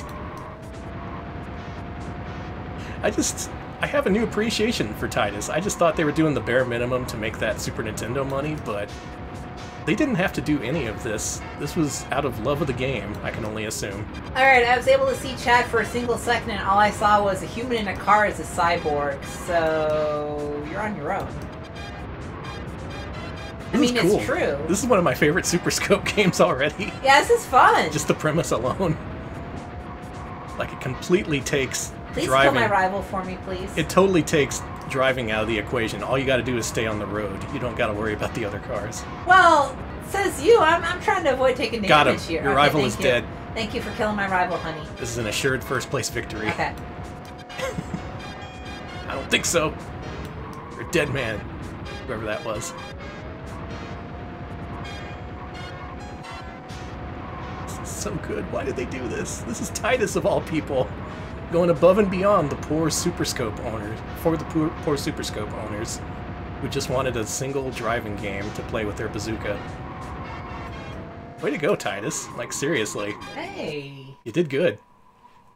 Nice work, Alex. Thank you. I got first place twice. Yeah. Fabio is wrong. We are the best. I'll take over here. Okay.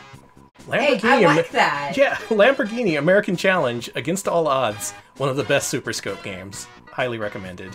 So was this mode even advertised? Or? I don't think it was. I think it was just a nice little secret for the few people who happen to own a Super Scope. All two of them.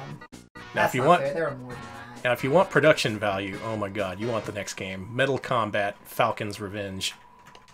Fucking look at this game.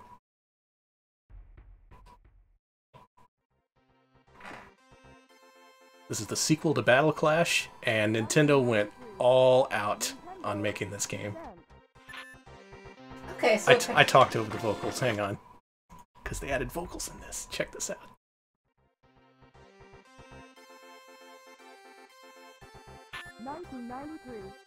Nintendo presents. Oh shit, Nintendo presents. Nintendo! Yeah! I love this. Good, good, good. Excellent, good. Now, I gotta say, this is an upgrade compared to Battle Clash in almost every way. This is the sequel. One of the few places where it's not an upgrade is in the forced tutorial sequences, which I'm going to try and play through as fast as possible. Oof. Good luck, Danny. Every time you start the game, it makes you go through, I think, 6 or 7 different tutorial stages. You can't skip the text, you gotta do it every time. And that sucks. Especially because this game kind of rules otherwise. It's everything I could have wanted from Battle Clash, but amped up. You hear those sounds there? Very paneled upon. Mm-hmm. oh yeah, I really needed to be taught how to shoot the bazooka at the screen. I do like those little mushroom robots. They're very cute. Yeah. I want to just chomp down on them. Probably get, like, insanely high. You'd get a robot disease. I like how you're like, oh, I'll get a disease, and I'm like, I'm going to get extremely stoned. You're always looking on the bright side of things. I am an optimist, okay? Yeah. I want to get to the actual game. This will take, like, maybe 3 or 4 minutes. Okay, quick question. Do you control your left-right movement, or is it automatic? You do not. That is automatic. Okay. It's very cinematic, though. It looks cool.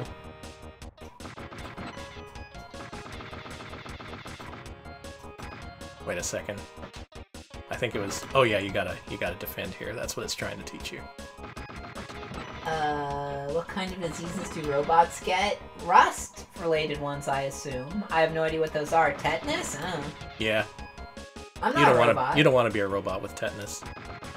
I'm gonna get every single disease from one of those... I know I keep mentioning those Boston Dynamics dogs, but I know for a fact... Don't mess with those dogs. I know for They're a no fact... good. One of those dogs are gonna kill me one day. That's how I'm gonna go out.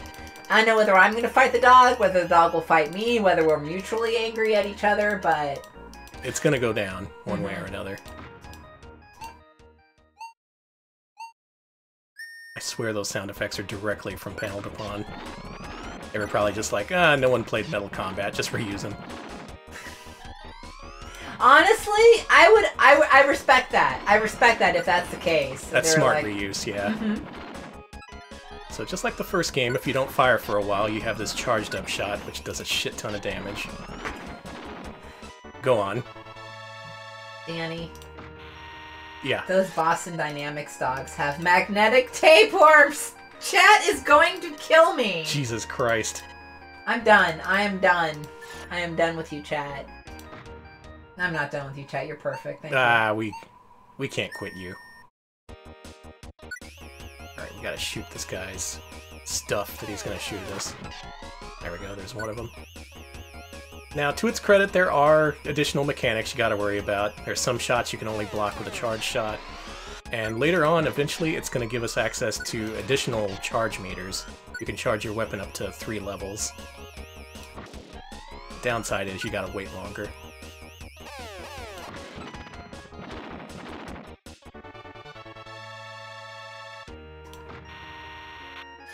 In terms of aesthetics, this is an upgrade, right? This is really cool. I saw a Pony mention earlier, but there's like the UI is a lot cleaner too, so there's more room on screen.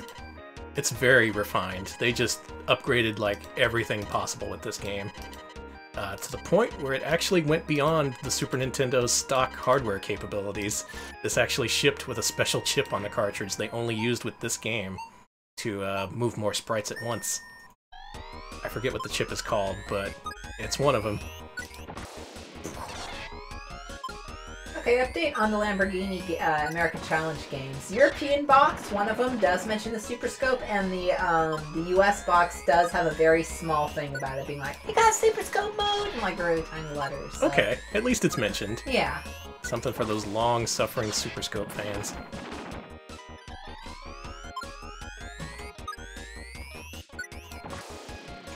Honestly, if anyone wants to make a really useful ROM hack, try adding a mode that lets you skip all these tutorials, because I would love this game if it just lets you get to the action instead of doing this every single time.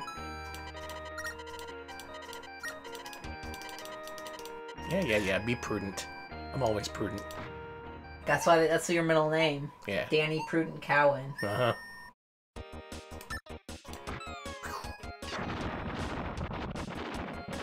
That's it. That's how you use the bomb. Perfect.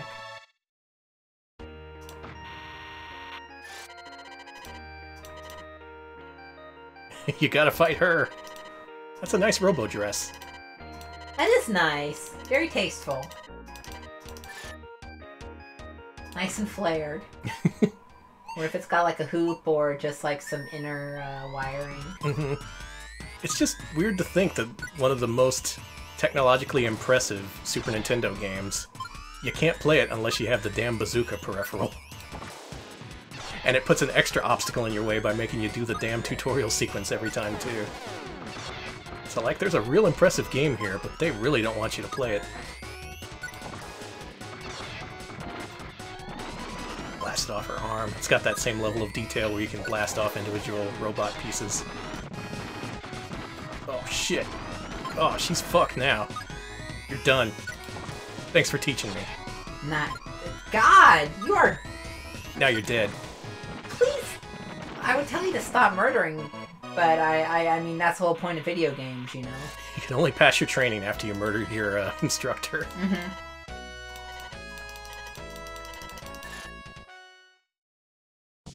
Now let's fight.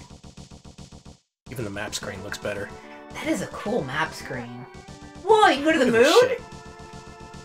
Moon-based Luna. You can go to New York. Neo-New York, okay. Let's see how the Statue of Liberty's doing in this universe. Oh, it's still up! Hey, good job! Alright, we're in a little bit better shape than we were in Battle Clash. And They this fixed guy! it. Look how much beefier he is than the first game. Your guy talks back too in this one. Nice. The youngsters have returned. This is such a cool looking game, and yet no one has played it, because there's just so many barriers to entry. I guess since we're talking ROM hacks, how about one where it lets you play with the controller? How doable is that, do you think? Well, Probably not you very. know, it should be doable. I don't know anything about video games and how they work, or ROM hacking, but I assume it's doable. Wow, right in the chest. Oh, he's hurting. Get his ass. Let's shoot off his pauldrons. You think you're better than me? With your robot with shoulder pads? I don't fucking think so. Oh, I look like an anime villain. Oh, from the 90s. Well. Eat shit. Good comeback. Yes. Okay, we got his chest piece off. Yeah, unfortunately, if you've played Battle Clash, this treads a lot of the same ground, but you can think of it as an enhanced remake in a lot of ways. I guess this game kind of supersedes Battle Clash. Not much reason to play it if you have this. Oh, he's blowing up. He's getting ready to go. Let's finish him off with a bomb. Yeah, up yours. That's gonna be my robot catchphrase, I think. That's a good one. I shoot down a robot and I'm like, up yours. Up yours, Statue of Liberty. Oh, wait. Look at this. Look at this art. Holy shit. Is he okay? Should have beaten you like a dirty rug. Rats.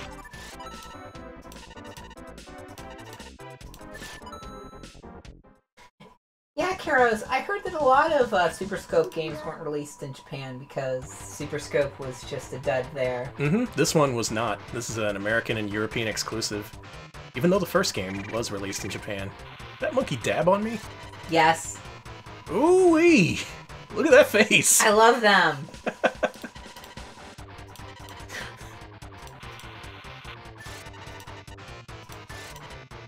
Oh, I see. We're not this guy. We're his partner. This is a two-person robot. Ah, okay. One of them co-op bots.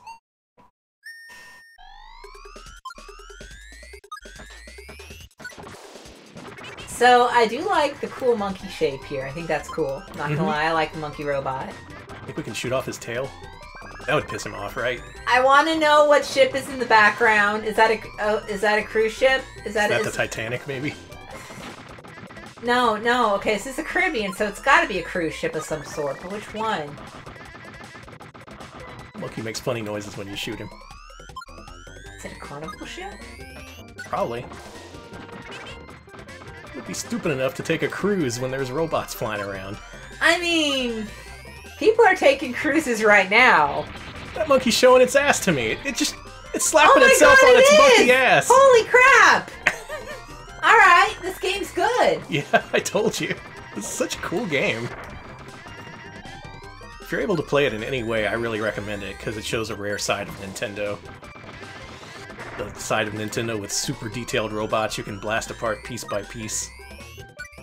And it's so weird that their next game after this was Paneled Upon, which could not be more different.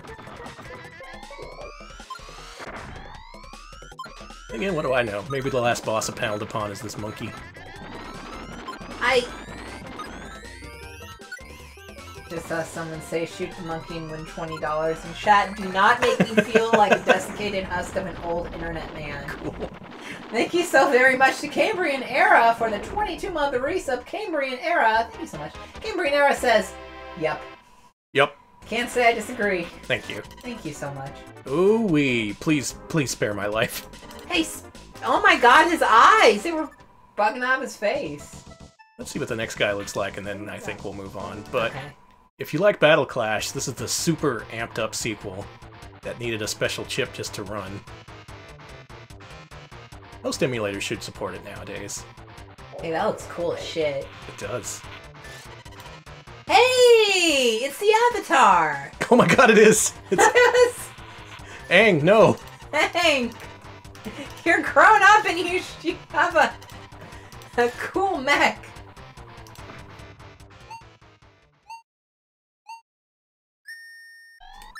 Use our shield. Let's be smart about this. Wow. Did he block it? God, the robots are learning. This sucks.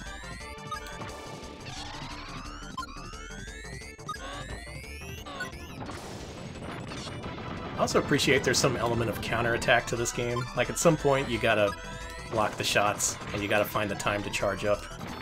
That becomes... You get fewer of those opportunities the more of these bosses you fight. It's a Super Scope game with a difficulty curve, is what I'm saying. How weird is that?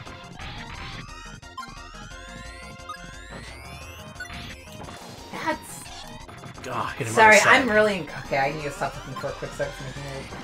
Oh yeah, that shield But- effect is pretty weird. Yeah, but... Also gotta wonder what the budget for this was. This was not a cheap project. No, this feels very expensive. Like, Yoshi Safari, you could tell that they gave Tosei, like, what, a sandwich? They're like, here you go. Here's a Big Ben. Do your best. Alright, we'll give the programming team a sandwich each. Not the musicians. Let's be reasonable. They just went down in like the Combini and got like a couple of egg sandwiches. Or Yeah, one of whatever. those pre-made ones. Like, you like this, right? This is good, right? Can you get me one of those hot dogs they have on rollers? No. What do you think we're made of? Money?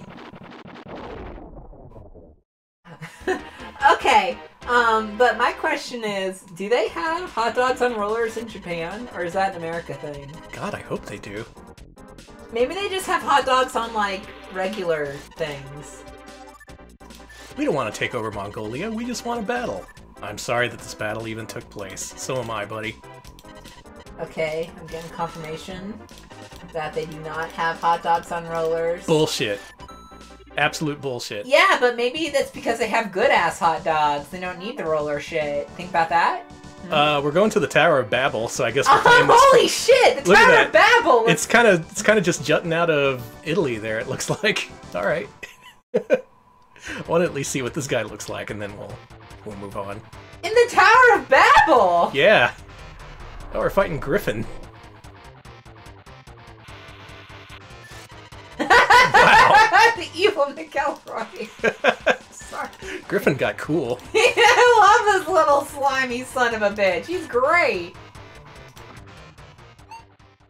So that's my recommendation for the stream. If you want an extremely high-budget game that Nintendo put an impressive amount of work into, that uses the Super Scope, this is the one you want. Battle Clash 1 is okay. Yoshi Safari is, well, it's Tosei. But this is the impressive one. Metal Combat, Falcon's Revenge. Go play it. Definitely play it, please. Next up, oh boy. This is the game I've been referencing the entire stream, and now it's time for the real deal. But first of all, what I want to do is actually disable the Super Scope, Okay. so you can see what this game normally looks like. Our next game is T2, the arcade game.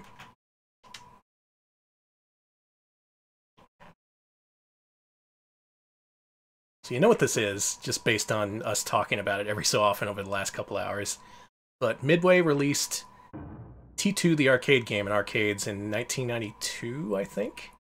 That was a game that used a pair of mounted guns, a la Operation Wolf. Yeah, that game was cool. Yeah, they were machine guns, they had a button on the side where you could shoot missiles, and the mission is to beat the evil T-1000.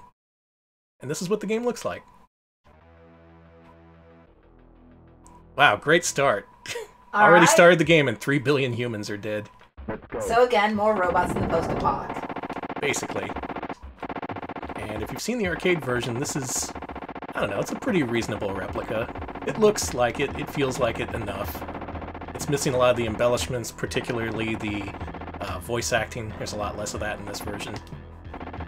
I will say this is our first non-pastel game of the night. Mm-hmm. Yeah, the arcade game is very dark and moody. Look at that background with the red shades over the destroyed buildings. So the dark black sky. It's still post-apoc, and it still has robots, but it's not in pastel, so it doesn't meet the 3 criteria that each of these have. Well, before you rush to judgment, okay, let's look at what it looks like with the Super Scope. All right. Yeah, that's correct. This blew my mind once I saw. Well, you'll see. I was testing this out at like 1 in the morning. I was like, what the fuck? Okay, I'm a little curious. Hold up, I didn't do it right. Danny didn't do it right. Hold on. You gotta fire with the Super Scope to engage Super Scope mode. Danny's firing. But once you do that... Excuse me! Welcome to the bisexual pride future. It changes color aesthetics! Yep. I was joking! We mentioned before, Super Scope is colorblind to the color red, so you had to do away with that background with the destroyed buildings and stuff. Also has trouble with solid blacks, so why not change the sky to a nice purple and blue? I love this! Yeah, Skynet says bisexual rights! They're enforcing it, too. You will have rights, damn it. Thank you, Skynet, I guess! Oh, yeah, bi rights, trans rights, I guess. Thank you, Skynet. Is this like when... Those humans are the last bastion against bisexual rights. This is like when Raytheon has like the trans flag or whatever. This is great, wow. I'm so glad you noticed the lack of the pastel skies, because they did address that, and it's kind of amazing. That is so beautiful. That is so beautiful. Yes, all trans people want Skynet to succeed. Mm-hmm. That is what I do every day. Every day I'm uploading Skynet to archive.org or something. I don't know. Skynet creator, who you saw in Terminator 2, fiercely bisexual. Just enforcing that shit in the future. Incredibly so. You will be bi, damn it. This is the future conservatives warn us about. We didn't listen. Where we have these robots just you will be bisexual. You will be bisexual. You will support bisexual. You will be an ally. Except in Arnold Schwarzenegger's voice. You will be bisexual. I really wish I could do the Arnold voice. Oh my god. Thank you for all the... Oh. This is the gay agenda. I couldn't believe they did this when I tested this out for the first time. I was like, oh my god, did they really? I guess, though, they had to. Otherwise, the Super Scope wouldn't be able to read a large portion of the screen, including that horizon right here, which is where most of the robots show up. Excuse me, cyborgs. Not a robot. A cybernetic organism. Yes, Alex? I'm just gonna repeat, you want to hear my best Arnold? Well, let me just repeat what Revenant said here. Uh-huh. I'll be bi. That was a horrible fucking Arnold. Good. But I'll be bi killed me, so thank you very much. That killed me. I am a dead man, and I can't do Arnold. Otherwise, this port is serviceable. I guess it's better than the Genesis one. It's a little bit more detailed. A little bit, it feels more like the arcade game. But this is the feature that puts it way over the top, in my opinion. You're all angels. I guess we should play this for Pride next year, huh? Yes! Yes, this is why Revolution... Yes, Mask, this is why Revolution X dropped support for the scope, because Aerosmith didn't want to look bisexual in any way. They're like, Yeah, that's something I wanted to mention. Some places on the internet incorrectly claim that Revolution X for Super Nintendo supports the Super Scope. Nope, it does not. I confirmed it, and now you don't have to wonder anymore. You can sleep at night. You're welcome. I was gonna say thank you. I've been having difficulty sleeping lately, so now I can. Does Revolution X support the Super Scope? I'll never know. I love that the humans say no when you shoot them. Stupid robot, quit shooting us. I also like that you can pop the heads off the Terminators. And that's one of the secrets to surviving in the arcade game if you want to play that. Those Terminators that pop up right in front of you, if you shoot them in the head enough, and you do it soon enough, their CPU pops out of their head. And that gives you a bonus afterwards if you manage to catch it. Good question. Did the Menacer have any issues with colors, and so did the Terminator 2 Genesis version have to change its colors for Menacer support, or is this just a Super Scope thing? I'm pretty sure it's just a Super Scope thing, but I don't know for sure. The only way to know for sure is to watch out for our future Menacer stream, which I guess we have to do now. I guess so. You will never hear me do a Werner Herzog because I've completely forgotten what that man sounds like. Check it out. It's limited edition gold Terminators. Ooh! Ooh! Ooh! I heard those were like mail-in special. You had to answer a quiz, and then they mailed it in for you, and it like. You answered the quiz, then you had to win a lottery. Now they're all up on eBay. Fucking scalpers. So yeah, the definitive version of Terminator 2. It's not in the arcades, not on the Sega Genesis. It's on the Super Nintendo with the Super Scope. Definitely the best way to play this game. What do we got left? We got like... Okay. Yeah, 3 games. We're on track to play the last 3 games. So it's 1994, and in October, Super Scope owners got a new game. Yep, they were still releasing new games for this thing as late as October 94. This is Operation Thunderbolt. Another arcade port. This is a sequel to Operation Wolf. Came out in arcades a few years before this release.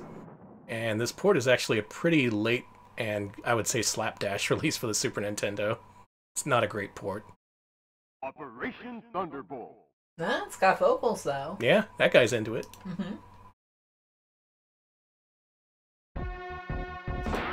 Shoot the options. Does High-Tech Expressions Barbie game work with a Super Scope? Yes. Let's just say yes. I'll say yeah. Why not?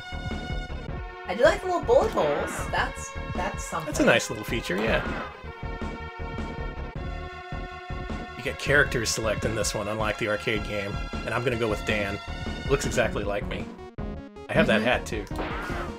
Yeah, something you may not know about Danny, but he was in some sort of secret force that used a cool beret. At ease, Dan. At ease for a few moments before you go out shooting 1 million people. Get in, rescue the passengers, and get out. Boy, this guy doesn't have a lot of faith in me. Let's go... here. Yes, Danny was in the Raspberry Berets too, Shaq. Raspberry Pi Berets, stop it. Bazaar must be stopped. Let's conclude your briefing, Dan. Now this one's kind of a shame, because I would love a port of Operation Wolf that used the Super Scope. This game is a little bit more advanced in terms of arcade tech. It came a couple years after Operation Wolf, I mentioned. And the Super Nintendo can't quite handle it. It's a bit too much. But we'll give it our best try. Okay. I'll do that with my gun. Intelligence! Information! Where are you? Hey! This looks... I'm getting... Super Thunder vibes. What is that, Super Thunder Blade? Yeah, good point, actually. The arcade game used a lot of scaling hardware, so this actually looked really nice. It was very smooth, I think 60 frames per second. This is about 2 frames per second. Not great. Especially for, at this time, what would be a pretty old arcade game.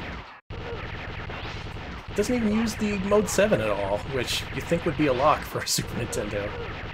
This This looks bad.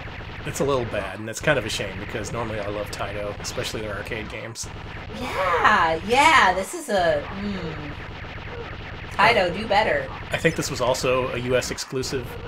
Towards the end of the Super Nintendo's lifespan, they started to focus more on the US market. And what do the Americans want? How about a game about shooting dudes? To its credit, these aren't robots. Hey, yeah, I mean... First game tonight where we're not shooting robots, unless you count Lamborghini. I mean, they are pastel, though, so you're shooting pastel humans. Yeah. Okay. It's the Pastel Gulf War. Taito didn't develop this internally. I am shocked. Yeah. Shocked, I tell you. Not a surprise. Any word on which team it was, or did they remain anonymous? I wouldn't want my name on this. I mean, I don't think that they're masking up with underwear on their heads. I think that's just a face covering, but you do you. AI System Tokyo did this bad boy, apparently. Oh, AI System. Classic contract worker. We rendezvoused. It works. Let's go here, and then we're going to move on and pretend like we never saw this. This is real unfortunate. I'm all for 16-bit ports of Taito games, but not like this. Mm-hmm. Yeah, this does look like more of a Mega Drive port kind of stuff. Yeah. The lack of the Mode 7, the kind of choppy scaling, it's all there. Maybe they also wanted to release this on Genesis. Shit, maybe. Okay, I didn't know this about AI System Tokyo. They apparently did the Saturn port of Darius Gaiden and the PS1 port of G Darius. Oh, Darius Gaiden on Saturn's good, though. Maybe they learned their lesson. Or they just needed to have more powerful hardware. Or maybe they just wanted to make a bad game. You ever think about that? Maybe we just want to make a bad game. Who's gonna stop us? They also made a Super Famicom Thunderbirds game for Bandai. Oh, that sounds... Super Famicom Thunderbirds game? I know about the NES one, but... Wow.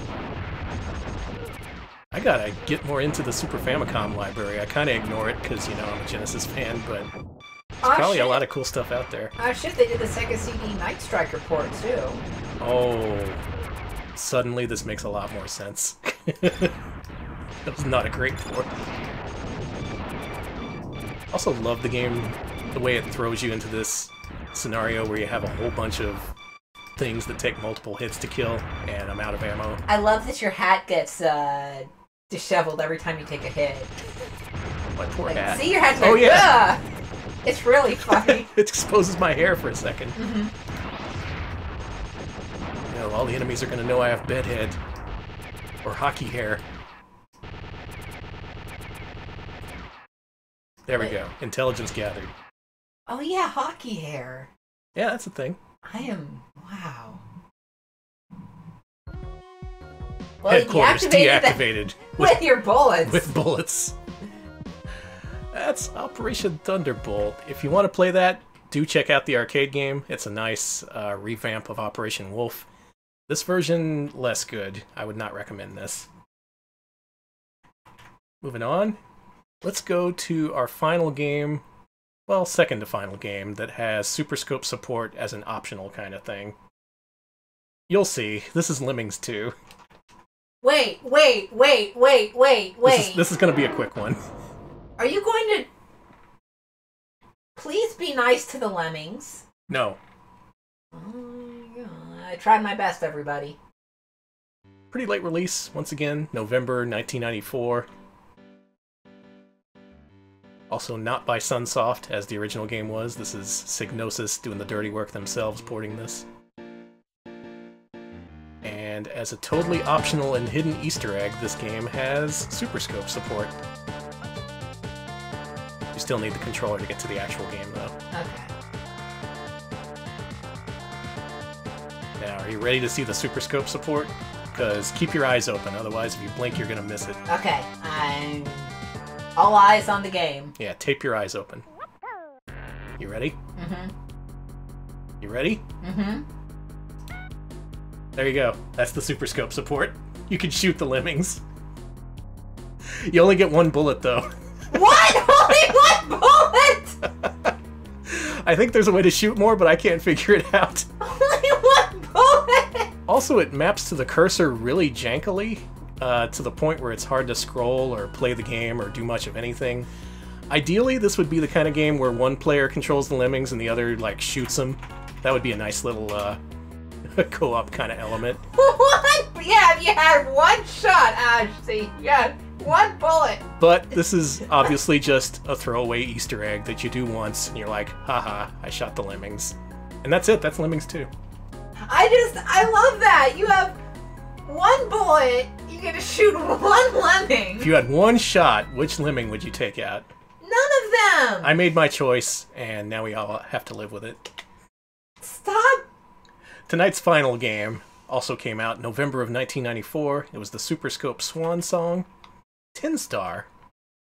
Now, unfortunately, the FPGA implementation of Super Scope has issues with this game, so what I'm going to do is I'm going to disable the Super Scope and enable mouse support, Okay. which is functionally identical. You won't even notice a difference. Let's disable that Super Scope. Turn on the mouse in port 2. I guess we're going to find out. And then you have a Tin Star.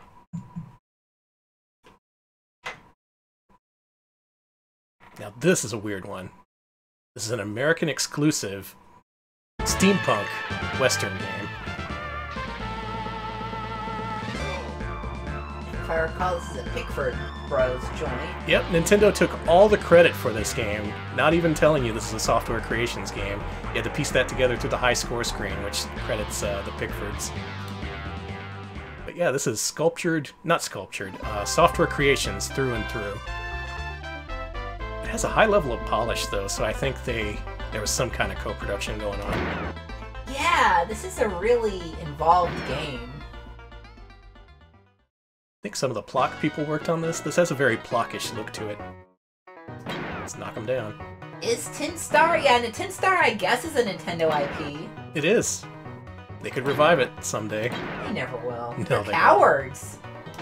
They'd have to get the Pickford brothers back, and they've taken, I don't know, they're out of the games industry. Maybe they are. Oh, okay. So they all, I did not know that, is Creations the Pickford Bros people?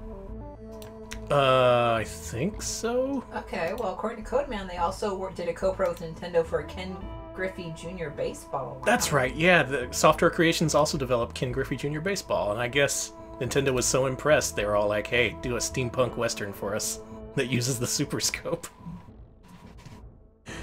This game, I just think it was a last-ditch effort to make one final use of all the weird peripherals the Super Nintendo had, which is why it has mouse support as well as Super Scope support.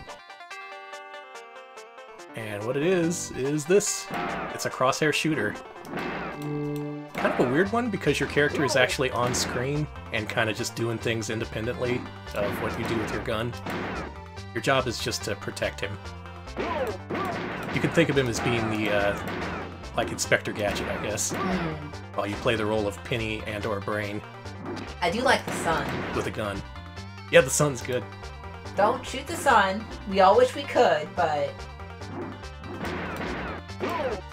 Multiple people saying this is a Cheyenne, it's a Cheyenne ripoff. Yeah, that is similar to Cheyenne, the, Exidy arcade game. The people who brought you Chiller. Hey, why didn't they make a Chiller-like for Nintendo, do you think?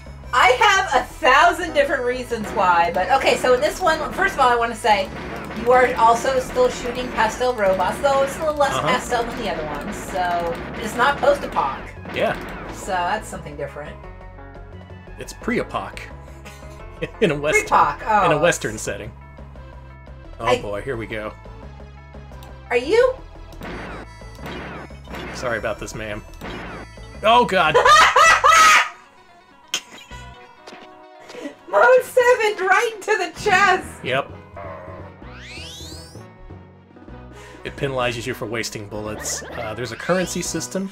You have to actually pay to save, so it's very important that you're accurate.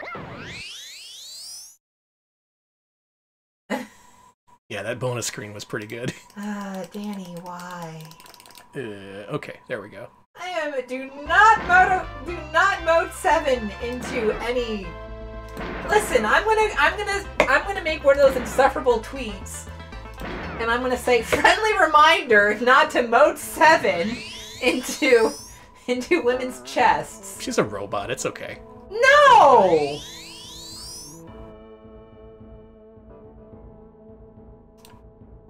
So yeah, this is a weird one. Just the style of the character art, the gameplay, which is weirdly, it takes a lot of control out of your hands because Tin Star's just off doing his own thing. Just strange in a lot of ways. Not least the fact that it's a first-party Nintendo game, technically. Though Nintendo did everything they could to hide it from you. All I'm saying is if you mode 7 into a robot woman's chest, Tiny Johnson! Pay her! Oh my god, Tiny Johnson! That's no pansy, huh? Folks, we killed Tiny Johnson's prize geranium. Oh boy, thank you, SSFSX17 for gifting a, holy shit, a 12-month sub to Murphigator. Thank you and welcome, Murph. Ow, thank you for that. Yeah, much thank appreciated. you. Holy shit. Welcome to the year-long Retro Pals Club, Murph.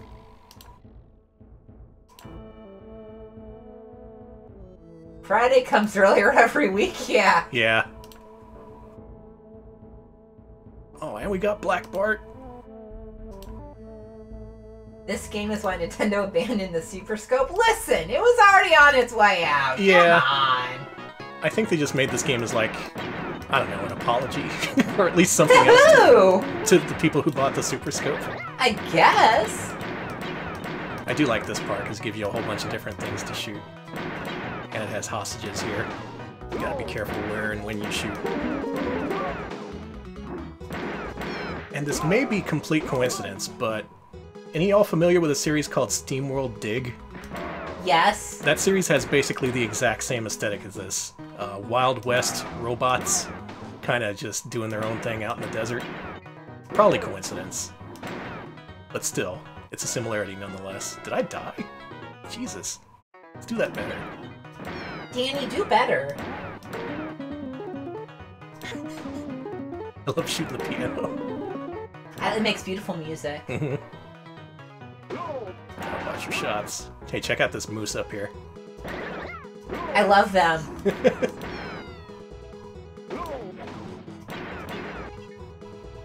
Only in America. Could not play this if you were in the UK or Japan. Gotta import. Gotta import that steampunk western that Nintendo made for America exclusively for whatever reason. This is what America needed in 1994, okay? This is gonna dissuade people from buying a PlayStation. Mm-hmm.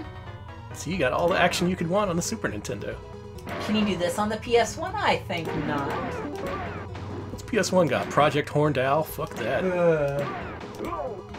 Keep your Super Scope. You don't need no PlayStation.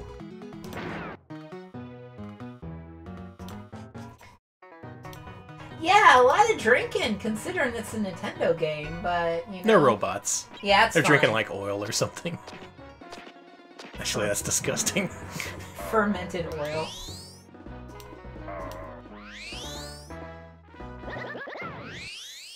What's with the soundscape for this game? It's very... cartoon-esque. It's very much like... Ah, boom, boom, boom. Ba-da-da-da-da. Yeah, I feel like I'm in the middle of a 90s cartoon and it's screaming at me, and I'd like it to calm down a little bit. Let's do one more level and then I think we'll call it. What do we think of the Super Scope? You've seen all the games, some of which only implemented support as a joke. Lemmings 2, where you can only fire one bullet, I thought was especially good. But some of their games, like Battle Clash and its sequel, this game, I think, is actually pretty good, despite all my shit talking. Mm-hmm. Chat calling it Rayman meets Wild Guns and extremely Amiga. Amiga is... Oh, it's so Amiga. Hey, gorgeous. Sure are a pretty thing. Shut the fuck up, she says. Oh, she's nice. Aw, man, I was hoping she'd be a dick. That'd be great. Rustlers!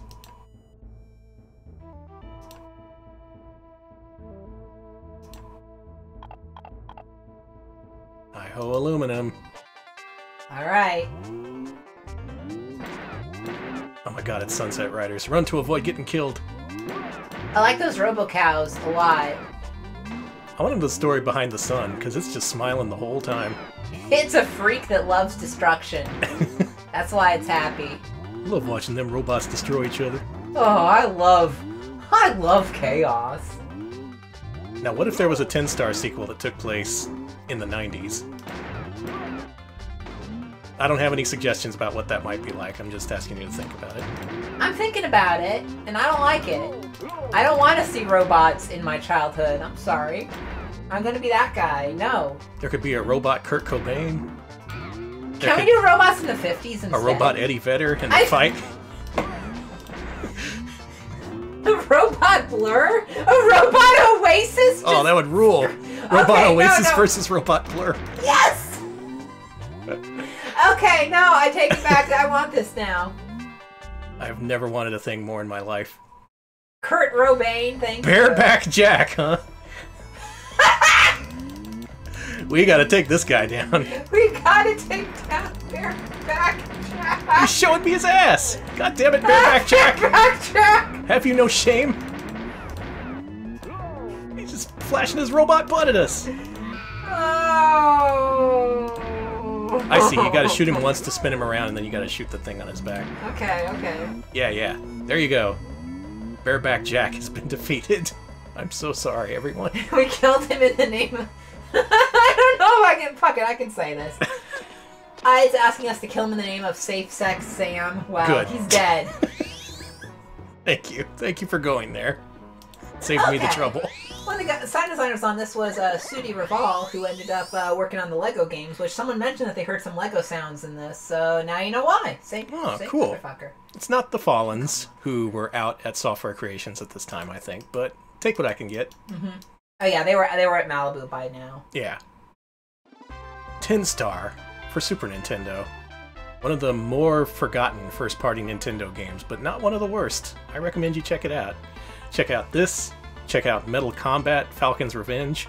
Check out Bisexual Pride T2 the arcade game. Mm-hmm. There isn't much on the Super Scope, but what is there is pretty memorable, and it's worth looking into, in my opinion. That about sums it up, I think. Yeah, go play Super Scope. Yeah, forget about Bareback Jack. Just don't even consider just delete that from your brain and enjoy the Super Scope on its own merits. Yeah, replace that part of your brain with how to spell Mr. I did. Thank you, Alex. Welcome. We're done here. Thanks everyone for watching. Thanks to Mario for going on a shooting rampage after every level of Yoshi Safari. Thanks to Yoshi for being a good sport and still sticking by Mario despite his constant threats of violence. Yeah, it's a little fucked up, but what are you gonna do? Maybe that's why it hasn't been re-released. It shows a side of Mario Nintendo wants to cover up. He's not all sunshine and rainbows and woohoo! Back then he was all like, I'm gonna kill you. Direct quote, by the way. Are you sure you're not thinking of Flash games? That could be it. Okay. I did play a lot of Bloody Mario Flash games. Mm-hmm. That's beside the point, though. That's the Super Scope. Play it. I recommend it. Some of the lesser-known Nintendo stuff, some stuff they don't want you to see, maybe play it. Dig up Nintendo's haunted past with the bazooka that no one wanted. Very haunted. Thanks to all of our patrons who voted for the Super Scope this week. You made the right choice. 12 games, well, like maybe 10 and a half. That makes for a good showcase, I think. I really enjoyed playing through all those. If you want to join in the voting club, go to patreon.com/retropals. If you're at the $5 tier, you get access to a weekly poll. Once again, I don't know what this Friday's poll is going to be, but it's probably going to be a good one. I'll think up something good by then. Daniel do it. He always does it. Yeah. He's a brain genius. No, I wouldn't go that far, but still. Oh, okay. That was a fun one. I enjoyed this. That was good shit. Alex, wrap us up. I will look for a host. We're also on YouTube, youtube.com/retropals. We post archived highlights of our stream there, including our latest one, which is a look at the Sega Genesis launch lineup. So if you want to see us holler about Tommy Lasorda baseball, oh buddy, we got an archive for you. So do check that out. It's good. It's good. We're also on Discord. Let me put the Discord link in here. No, we're not doing any more Donkey Kong 64 this week. No, thank you. No, I think we've seen all that needs to be seen of Donkey Kong 64, but thanks for your interest. Mm-hmm. Good God, that game. No, we're not going back to that. I refuse. But we'll find something good for Mascot Friday. We'll find something good. Something. They probably made a video game we can play. Maybe we'll play that Sean Connery platformer about the hunt for Red October. God, if we can find it. I don't know if that counts. Plus, I'd have to make a save state at the end of the game, and I'd have to play all the way through that game. That sounds like a lot of work. Mm-hmm. You know me, I hate work. Listen, if a politician wants to get on our stream, then maybe we will play Donkey Kong, but A, I don't think they will, and B, I think our local politicians don't know what video games are. I think they don't know who we are. That's true, and I don't want though. them to know. I don't want Dan Patrick to know I exist. Oh, no, fuck that. No. Is he banned yet? You should ban him from this turn. Alright, ban Dan Patrick. No, you type ban Danny! No! Wrong Dan! This is a good Dan. Alright, y'all, thanks for watching. We're gonna leave you with Chubo, who is playing arcade stuff. It looks like he's playing the Arcade Archives version of Urban Champion for the Switch, meaning he had to pay $8 for Urban Champion, that poor man. Please enjoy that. Have a good rest of your evening. Thanks for watching. We'll see you later. See ya, folks.